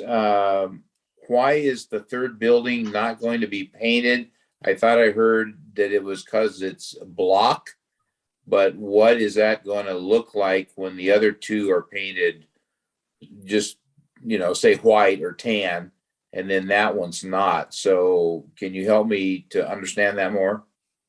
The architect could probably add more to it. I think his view is that, it is a campus, but it wouldn't look good to paint a building that was never intended to be painted. It's already a colored block building, and so it wants to stay what it is. Okay. The other thing is, I I mean, I like the screen to cover up those stairs, but I don't want the screen to look like it's a jail. So Mark or Jeff, could you assure me that the screen is going to be, pleasant to look at, and doesn't look like we're trying to do something that we aren't? Mhm. Well, can I help a little bit? Sure. Proposing perforated metal screen. Well, because this is a computer rendering, but it is like aluminum, like stainless color. It is a very okay. right, and then it's not look like in a gel, or it is somehow like it can. Well, this is a little like a different opinion with my planner Mark. And originally I got idea like a same continuing like a orange color, some like accent some. But I read in a planner Mark like just making it the staircase like a cream, like a metallic, like a Okay. look rather than like a continual random. So I agree that, right? Okay. Right. Well, that does help me. The last thing is I do agree that the parking needs to be 494. And Mark, you had a slide in there. I don't see it now, but where you said that the council, well, I don't know which way you're going, but the things that the council could ask. Yeah, that's a slide. I would certainly agree with all of those and be ready to support that. So that's all that I have, Karen. Thank you. All right, thank you. Councilmember Alawas. Thank you, Mayor. I have many of the same concerns that Mendel has. I know that you're going to be redoing all the parking in the areas and the common areas. Concern that I have is, we touched on it a little bit last time, is currently right now there's signage there of restricted parking for employees and alike. Is there going to be a plan that's going to address the reserved parking, and what parking is going to get taken out for exclusive use? Anyone? Well, I think the number of parking spaces for the 40, you have to still be dedicated to the hospital as their easement is still in place. Is that what you're asking? It would stay what it is, 40, to maintain the easement. So kind of back to Mendel's thing here is, how do we know that won't get dedicated to specific parking as opposed to being open parking?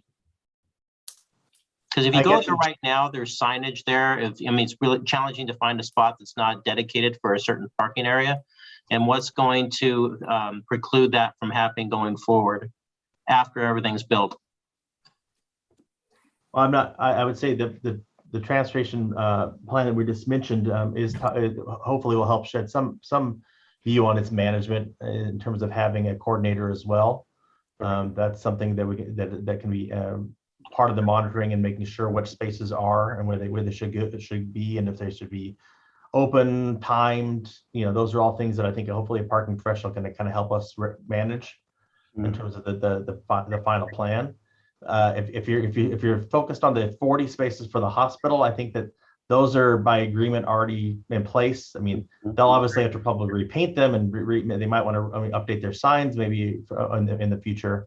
But those will continue to be dedicated and monitored by the hospital.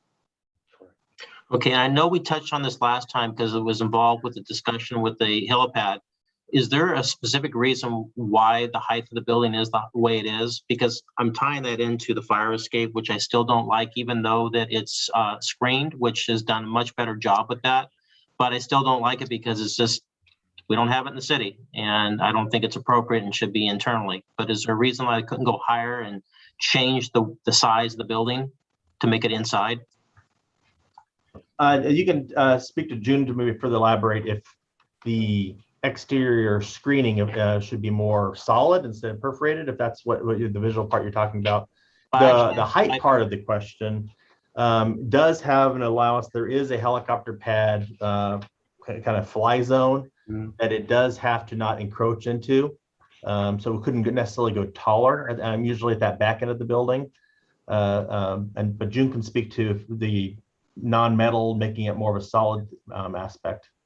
What's the differential between the existing building to the north on the height and this building here? What's the differential in height? I don't know that. June, do you? Yeah, well, because we have a 3 helipad paths, which is from the west, and the other one is from the north, and the other one is southeast. That's the activated helipad. So the current our design building height is right below the required helipad. So if you making the proposing expose a stair as a part of the building, that definitely, number one is the increase of floor area that triggered the more requirement of parking, and second is a great chance the touching, the helipad, the helipad landing pads, so that the whole entire building had to be, drop down the height. That was the reason, we pull out, the stair on outside, right? So you're saying that you couldn't go any higher than you currently are at the moment? And right. Well, the northern part is slightly away from the required helipad access, so that's a little different, But proposing buildings right next to helipad, so that The critical area is directly at the staircase. Correct. The flexibility of height opens up towards as you get closer towards Grand Avenue. And is there a reason why that staircase could not have been wrapped around and built? We touched on that last time, but I know that you have to have access to the roof, I believe, but if you raise the parapet around the top of the building, you could possibly do that without having to put a structure on top of it. So is that possible? You mean like put it in the stairs at the inside the building, correct? Correct. You build the building out further, but for emergency staircase only, you raise the parapet around it, and then you have a walkway through that parapet to get to the roof if that's required to get to the roof. Well, but the issue is, again, if you put in the stair inside the building, that trigger increase of floor area. So increased floor area trigger more requirement of parking. As you know, then we are like a tight, number of the parking. So that very, trouble to, put in the stairs inside. Do you understand? What if that part of the building was just bumped out just for that staircase area? And I would imagine that could be an exclusion to the floor area ratio. Mark would have to ask that, or Jeff. Yeah, the floor area ratio, since you guys are doing site-specific development standards, isn't a huge issue, honestly. In terms of the flexibility that you guys have. I think the flight zone of the helicopter is one you can't be flexible on. And I think that the unfortunate thing is where the staircase is, it's, to kind of put it at the back of the building, is unfortunately at the most critical part of the height issue in terms of the no-go zone. If it was moved to a different location or something, it might have more flexibility to go taller if you wanted to do some taller parapet things or something. But you are very limited to doing really much at all in terms of raising the height issue at its current location. It doesn't mean you couldn't do some, if you don't like the metal screening or the perforated part, if you wanted to make it more like the building and have an exterior that's the same as the building, you can talk to June about if that can be done in terms of making it blend in a bit more like the building. Mm-hmm. Again, I don't believe that the building fits the area, and this is why I made the same comment at the very beginning. And so, is it required to go to the roof on the fire escape? Well, it is, right. One part of the stair had to go up to the roof. This is a fire department requirement, right? At least one stair had to connect to the roof, right? So do you know what the are you at your maximum height of that building currently right now for the helipad? Yeah, it is almost a maximum, right? We don't have any inch, right?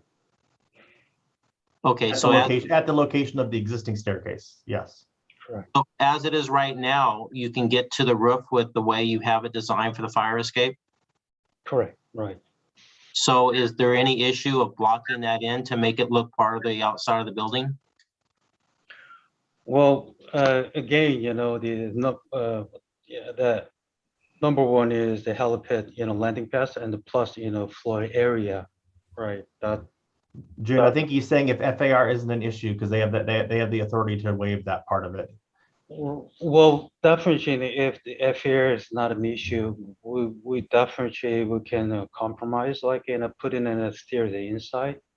That definitely we can do that, right? Well, then you don't have the optics, or you don't see the staircase on a fire escape, and we just don't have that here in the city. So it just, except for City Hall, which Adam and I reminded each other, but since 1921, and it just doesn't fit that area. As opposed to the existing building is more of a modern than the existing building next to it, and the colors are kind of like stick out quite a bit. It doesn't blend in because there are no colors on the existing building to the north. Again, my thought process and preferences is that it doesn't stand out because it doesn't fit the area. But that's all the questions that I have at the moment. Thank you. Councilmember Friedendahl. Thank you. I'd also like to echo thanks to the applicant for at least addressing the issues and coming up with some nice options. The TDM is a great option for the parking, and certainly including the aesthetics on the original building is a nice change. I'm okay with the project. I have one challenge, and I think that if we're reducing some parking space numbers, parking is a big loud sound here in the village or in the community. People don't want to lose parking, but I think adding to that would be an insult if we're saying, okay, we're going to have reduced parking, but we're also going to make it smaller. So the compact spaces, I'm not in favor of that. So I have a question. If we look at the parking compliance for the 2017 city ordinance versus the proposed option, we're really losing only 2 more spaces, but we don't have compact spaces that cars don't fit into either. Is that an option? Just to clarify, David, the number difference in totals from option 1 and 2 is 28 spaces. Okay. I'm gonna have 28 more spaces, but I don't fit in those 28 spaces most likely, if it's even an average size car. You can't open the door, you can't get out, it's short. I just think that's an objection. I was wondering, can we, if we don't have those compact spaces? Am I correct? You have the option to go option 1. That was the recommendation by Planning Commission. I can support the changes and appreciate the changes, but I would make the recommendation that we go with option 1 for parking so that we don't squeeze the cars as well as we eliminate cars. Those are my only thoughts. Thank you. Mayor Pro Tem Boyer. Yeah, a couple of questions. Mark, for you, first off, the parking spaces, the measurements of the parking spaces, is that from the inside of the white line that separates the parking spaces, or does that go to the middle of the white line? And it seems minute, but I got to be honest, I went out and I measured a number of different parking spaces and tried parking in them. And so I'm curious about that. When it's a one-line situation, it'd be in the middle. It'd be used in the middle of the white line. Our current code actually asks that you do double lines, so then in that case, it'd be in the middle of the 2 lines. But it just depends on how they lay it out. But it's all either in between the 2 middle lines or a single line if it's depending how it's drawn. Okay. And then also in the proposal, there were 2 different categories with 8.5 by 20 foot parking spaces. They were the same size. Was there a reason they were separated, or is that just the way it worked out in the presentation? I'm noticing that as well. June, is that a typo or how did that lay out? Can you bring him back a drawing? Let me take a look at. Yeah, that you brought that. I think he's bringing up the question on types 2s and 3s. I had in my tables being the same dimension. Well, type 2 and 3 is slightly different, which is like the standard we're proposing. But the type 2 is 8 feet 6-inch by 20 feet length, but the type 3 is 18 feet the length.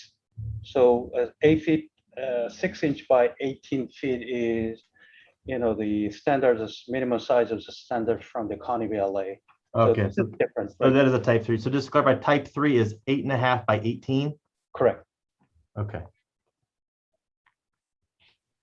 Okay, so it's shorter, but not narrower. Same size, 2 and 3 is, the width is the same, correct. Okay. Those are the only two questions I have. We would have only about 20% of the parking spaces would be compact spaces. And David, even though you and I like to drive bigger cars, I think that I'd be okay with the, compact spaces being limited to 20% of them. That's it. Thanks, Karen. Thank you. Yeah, I would agree with Mr. Friedendahl. I've been to other communities where the smaller spaces are the standard. And I don't have a vehicle quite the size of Mr. Friedendahl or Mr. Thompson, but still trying to get in some of those spots is very tricky. So I lean towards option 1, but option 2, I could live with, but my choice would be option 1. And I love having the TDM. And as Mark said, I think that's the future. I think that all development should have that as we try to look at transportation differently and thinking outside of the box. So I appreciate the applicant working on some of these things that we brought up last time and coming up with solutions. I appreciate that. So at this time, I will close the public hearing and bring it back to the council to see if you are ready to make any action on this item or if you have any further questions. Mayor, I'd like to make a motion to approve the recommendations that you just had on there for the possible items for inclusion with the added option 1 for parking that David suggested, as well as to add to enclose the fire escape into the building since it doesn't affect parking.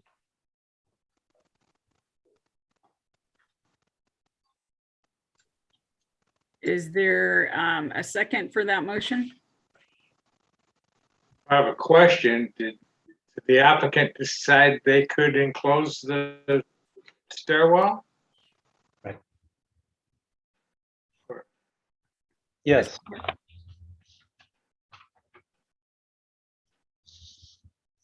Enclose it more than the perforated metal, or put it inside the building? Well, if the city allow us, exclude that, the area of the stair is not part of the FAR. Definitely, we can include, the stair inside the building, and automatically, the size of the building, becoming bigger. So if the city okay, we have no problem, putting the stair inside, right? So are you making that part of your motion to exclude that from the floor ratio? It doesn't need to be. Mark, does it need to be part of it? Just to clarify the record, you can include that just for optics. Okay, so amended then. I'll second. Okay, so that is a motion by Councilmember Alawas, a second by Councilmember Friedendahl to approve the recommended items for inclusion with added option for option 1 for parking and to enclose the staircase into the building and exclude the floor area ratio. And that then would be for adoption of the CEQA mitigated negative declaration, adoption of resolution CC 2021-46 entitled Resolution of the City Council approving a mitigated negative declaration pursuant to the California Environmental Quality Act and text amendments to the Glendora General Plan, Community Plan 2025 to change the general plan land use designation of certain property at 210 South Grand Avenue from general commercial to civic institutional project number Plan 17-0039. Waive full reading, read by title only, and introduce for first reading ordinance 2063, entitled an ordinance of the City Council approving a zone change on 3 parcels, A, B, and C, from commercial C3 with a height overlay H, commercial C3, and medical services MS to planned redevelopment and establishing site-specific development standards and permitted uses on certain property zone plan redevelopment located at 210 South Grand Avenue and 412 West Carroll Avenue, Glendora, California, project plan 17-0039, compliance with California Environmental Quality Act, CEQA, and adopt City Council Resolution CC 2021-47, entitled a resolution of the City Council approving a development plan review and lot line adjustment to allow for the construction of a 2,974 square foot medical office building, project plan 17-0039, in compliance with California Environmental Quality Act. I will now take a roll call vote. Just for clarification, I know that in that motion, you read that parking option 1, but I didn't hear you mention the other things that we were adding, the TDM and the painting of the building and the landscaping improvements. Are those all part of your motion, Mr. Alawas? Yes, It would be everything related on, that's on the screen now, correct? except for option 2 goes to option 1. Right, option 2 would be switched to option 1. And enclosing the staircase. Instead of screening. Correct. Yeah. With no FAR penalty, right? Correct. That will be noted in the minutes. Okay, I can take a roll call vote now. Before we get to a roll call vote, just so I can make sure that we have looked at every option, I would like to make a substitute motion of everything you just said, so you don't have to read it again, with the exception of adopting parking plan option number 2. What?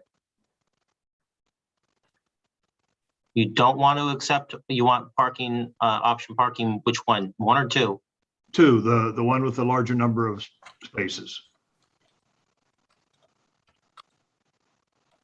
So the question is there a second to that motion, that substitute motion?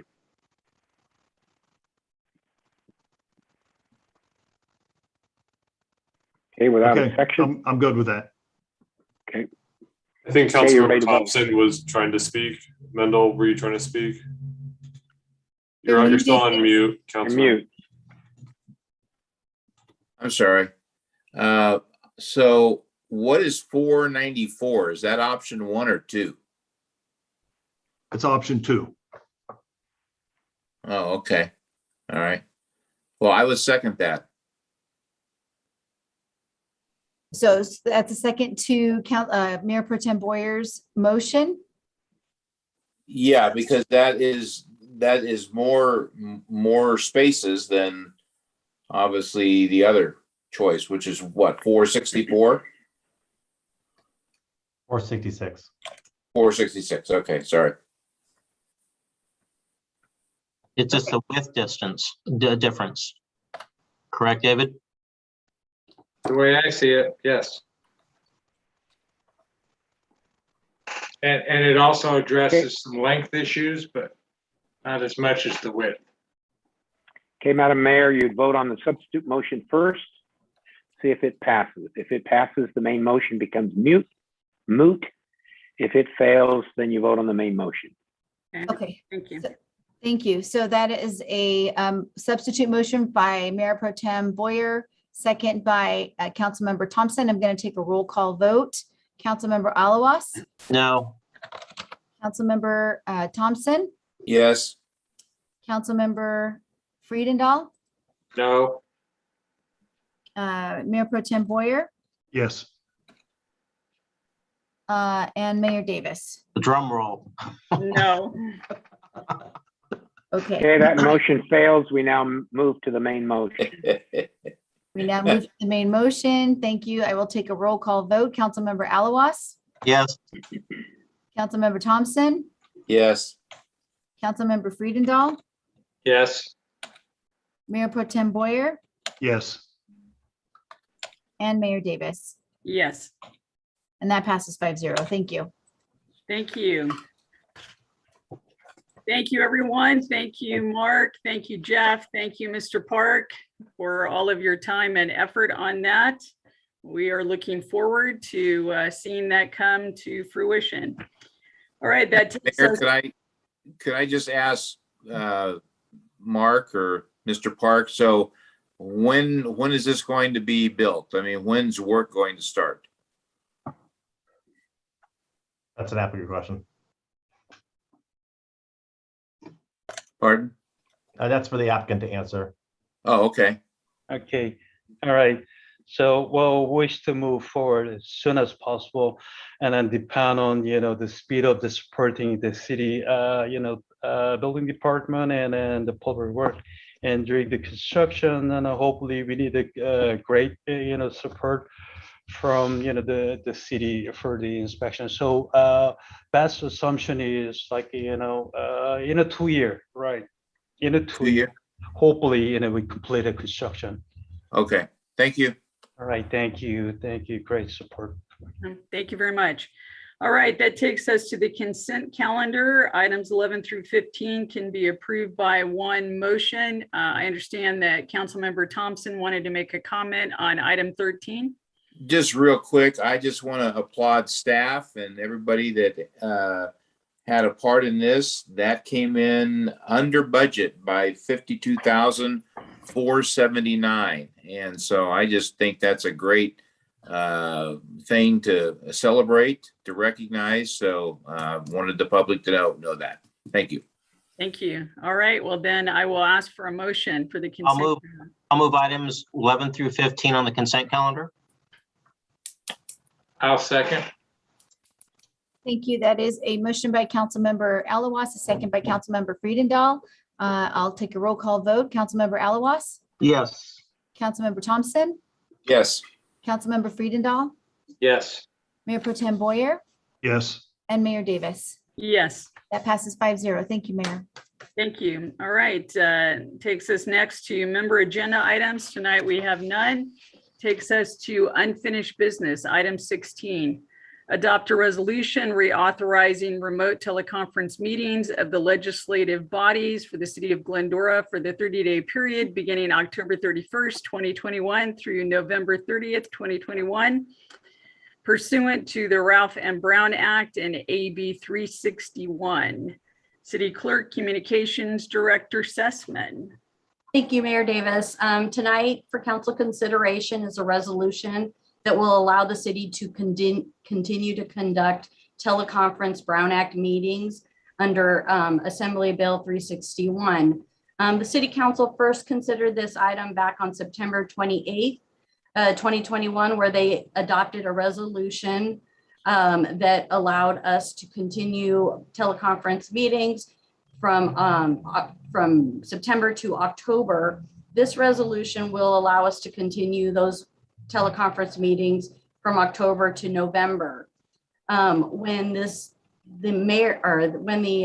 governor got rid of the Brown Act executive orders, he adopted Assembly Bill AB 361 that allowed us some of the same abilities to conduct Brown Act meetings teleconference, but had a few requirements that had to be found. And one of those requirements requires that the city council review a resolution every 30 days and make certain determinations.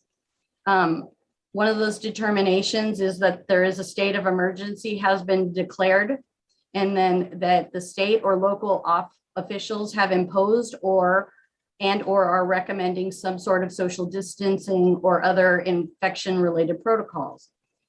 Currently, Brown Act meetings are still subject to COVID infection protocols set by the federal, state, and county agencies. The city is able to make additional rules if they feel it's appropriate. To date, the city has not imposed any additional local rules on the residents of Glendora relating to infection protocols.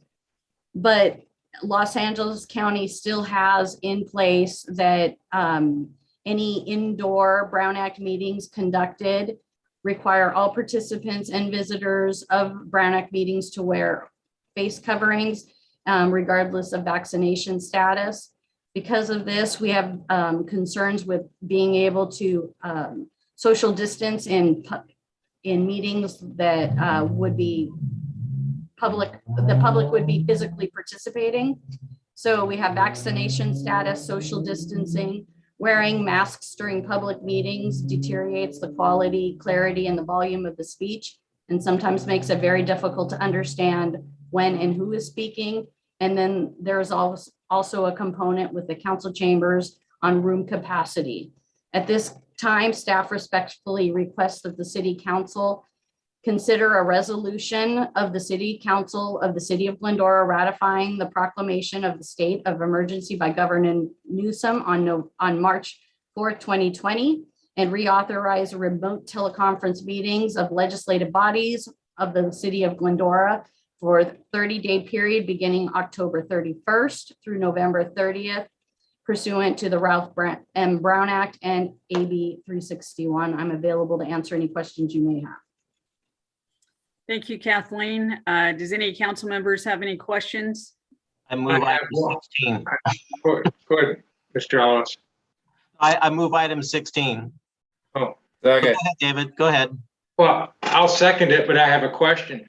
If we are dark the second meeting of November, when this would be renewed again, if that holds, do we have a mechanism for that?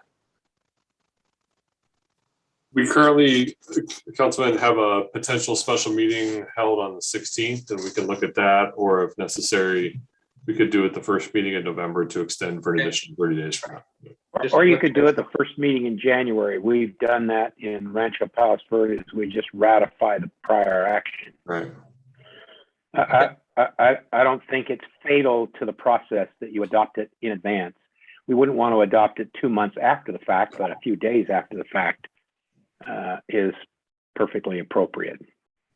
So you don't have to, my point is, you don't have to go out of your way to hold a special meeting to extend the effective date, the effective requirements of AB 361 if you happen to miss it by 2 or 3 days. Fair enough. Thank you. Could I just ask, is it possible for this to be a consent item? Yes. Okay. Do you need support to do that, or, because I was going to ask that too, so I certainly support that. Yeah. Okay. Absolutely. Yeah, you could put this on consent. So, but we don't have to bring it back and vote and all this. You know what I mean? I think, no. Okay. I think staff's got the message. Okay, thank you. Okay, so we can go ahead and, unless there's any other questions, we can go ahead and take a roll call vote. Councilmember Alawas, Yes. Councilmember Thompson, Yes. Councilmember Friedendahl, Yes. Mayor Pro Tem Boyer, Yes. and Mayor Davis. Yes. That passes 5-0. Thank you. Thank you. All right, that takes us to new business, item 17. Acceptance of Glendora Public Library Friends Foundation Grant Award for fiscal year 2021-2022 for supplemental funding for programs and services. Library Director Janet Stone to report. Welcome. Thank you. Good evening, Mayor, Council, City staff, and members of the public.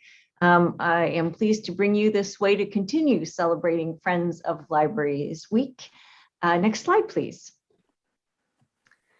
So basically, the Friends Foundation has approved our proposals for new $338,095 in grant funding. And I'll explain why I emphasize that was new in a moment. As always, these proposals were discussed and reviewed by representatives from the library staff, the Board of Library Trustees, the Glendora Public Library Friends Foundation staff and executive committee. And the City Council has been approving and accepting these each year since fiscal year 2019. Next slide, please. So just for those of you out there listening who don't know anything about the Glendora Public Library Friends Foundation, other than what you heard earlier during the proclamation time, they are a nonprofit 501c3 charitable organization. And as they put it, they provide financial and volunteer support to enhance the services of the Glendora Public Library beyond the capabilities of local tax revenues. Next slide, please.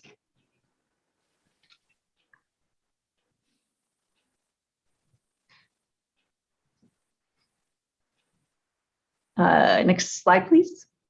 There we go. So as I mentioned, we have new grant proposal funding, just over $338,000.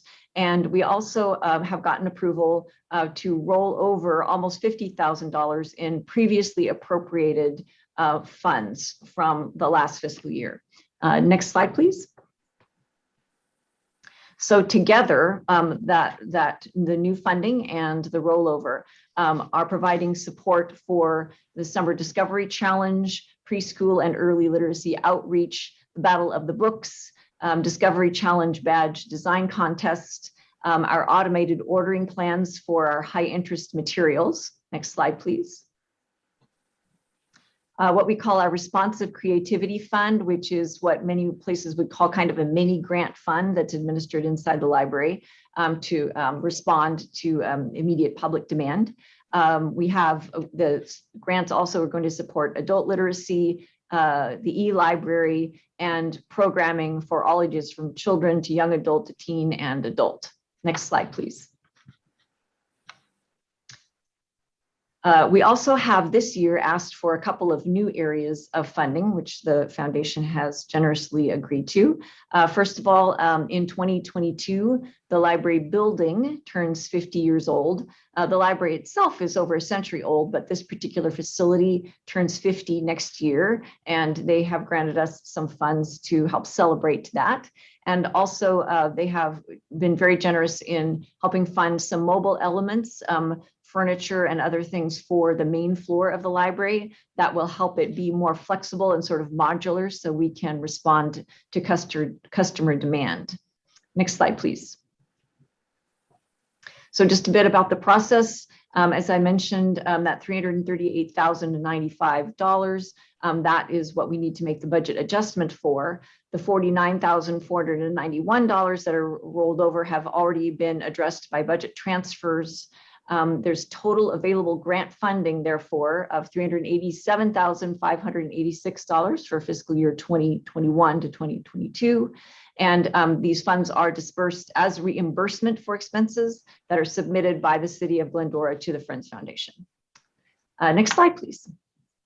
So before I read you the recommendations, I want to read you something else. We have, in celebration of Friends of Libraries Week, been asking the staff and the public to share with us what the Friends Foundation has made possible for them. And I just wanted to read you one of these responses here. They said, because of the things the Friends Foundation does, I can stay informed, save money, get creative, keep busy, learn new things, up my skills, make the most of my downtime, and stay involved in my community. So with that being said, what we are coming to you tonight to do is to approve the acceptance of that new $338,095 for supplemental funding for library programs and services, and to authorize the Administrative Services Director or designee to make the necessary budget adjustments to increase estimated revenues and appropriations for the grant. So I am happy to take any questions. Next slide, please. Thank you, Director Stone. Any questions from council members? Mr. Friedendahl. Thank you, and thank you, Janet, and certainly thank you, the Friends Foundation, for their continued support, generosity to the community service, and what a great number to look for supplement. Obviously not a dependent upon, but we are going to depend on their continued service, so we thank them very much. I support this. Thank you. Councilmember Thompson. Well, I want to echo everything that David just said, and ditto to all of that. Janet, I just wanted to ask you, is where does this amount fall in terms of the past? I mean, this is a tremendous gift and statement of what our citizens feel, but I was just curious as to where this ranks within other years. Oh, I don't have the exact number up on the screen in front of me, but in recent years, it's been right around $150,000. So they really encouraged us to think big this year, and a lot of the difference that you see there is those mobile elements for the main floor. So we're really excited to be seeing some changes on the main floor there. But so that's the comparison, roughly. Wow, that is great, man. That's huge. Thank you. Councilmember Alawas. Thank you, Mayor. Janet, you guys just do an amazing job. And I think now you can add a container of money to your container of knowledge. Thank you very much. Mayor Pro Tem Boyer. Just ditto the comments that have already been made. The library does an amazing job. The foundation does a great job connecting with the community, and the community always supports our library. And I just want to thank the foundation for giving us this opportunity. Thank you. And support of all of that, do we have anyone ready to make a motion? I would move acceptance of this gift. I'll second it. Thank you. That is a motion by Councilmember Thompson, a second by Mayor Pro Tem Boyer. I'll take a roll call vote. Councilmember Alawas. Yes. Councilmember Thompson. Yes. Councilmember Friedendahl. Yes, and thank you. Mayor Pro Tem Boyer. Yes. And Mayor Davis. Yes. And that passes 5-0. Thank you. Thank you. Thank you, Janet. All right, that takes us to member and staff closing comments. Mr. Thompson. I have none. As previously been stated, I know that Halloween is around the corner, so be safe as you're out, being able to drive around and enjoying that special time. And thankful for healthy rain, and we need to pray and hope for a lot more. So thank you. Thank you. Councilmember Alawas. I'd like to say happy Halloween to everybody and enjoy the holiday. Thank you. Councilmember Friedendahl. Yeah, no more comments. Thank you. Mayor Pro Tem Boyer. Well, actually got a couple of things. I'd like to make a request that we have on a future agenda discussion about adopting SB 10. As we know, SB 9 and SB 10 recently passed, and SB 10, the adoption of that is optional for the city. So I would like to see that on an upcoming agenda for us to have that discussion, to be able to discuss it publicly. And as well, I would like to see us discuss adopting a resolution supporting an initiative that's going to be, or that hopefully is going to be on the 2022 November ballot, to bring local housing authority, or bring housing authority back to local control, as opposed to having it being in the hands of Sacramento. So Gary, I don't know. I can second that, but do you want to clarify? We don't necessarily want to adopt SB 10. We want to have a discussion about SB 10, right? Well, we're not making any decisions tonight. We just want to have the discussion. Right, correct. I'll second that. Okay. That's it. Thank you. Okay, thank you. Mr. Raymond. Evening, everyone. We'll ask staff to come and give an update on some COG grant funding. Earlier this evening, it was told to us by the COG that it was recommended that a Glendora-led grant application with 6 of our local cities was awarded $15 million, with $6.5 million coming to the city of Glendora. These are first last mile projects and the urban trail projects that we packaged and called the People Movement Project. So we'll come before council at the next meeting under special items and give an update on that. So really, really important and big news. So special thanks to a lot of staff that have worked hard and And Councilman Alavis and Mayor Pro Tem Boyer will be working with both of you as it goes to the COG approval and ultimately Metro. So really appreciate council support and pretty exciting news. Stephen's at a conference tonight and he's bragging about the COGS grant award. So pretty big news for us, and just wanted to share that this evening. Thank you. Thank you. And at a later time, were you going to share when Stephen's available about active SGV? Yes, we will highlight all of those, and I think that's part of why we had the funding. So we'll talk about us being the agency of the year as well. Okay, very good. All right, Mr. Winder, did you have anything to add? I neglected in my in your earlier invitation to me to speak to say that the city manager advised me that the mayor pro tem wanted a status report on the OCOG litigation. I provided that to the council by email. If you have any questions about it, I'm happy to answer them. But other than that, happy Halloween. Thank you. Any other department directors that are still on the meeting? Anything that you wanted to share? Okay, hearing none, then I will adjourn the meeting tonight in memory of Ralph Munoz. And we are adjourned at 9:22. Thank you everyone very much. Have a good evening and enjoy the rest of your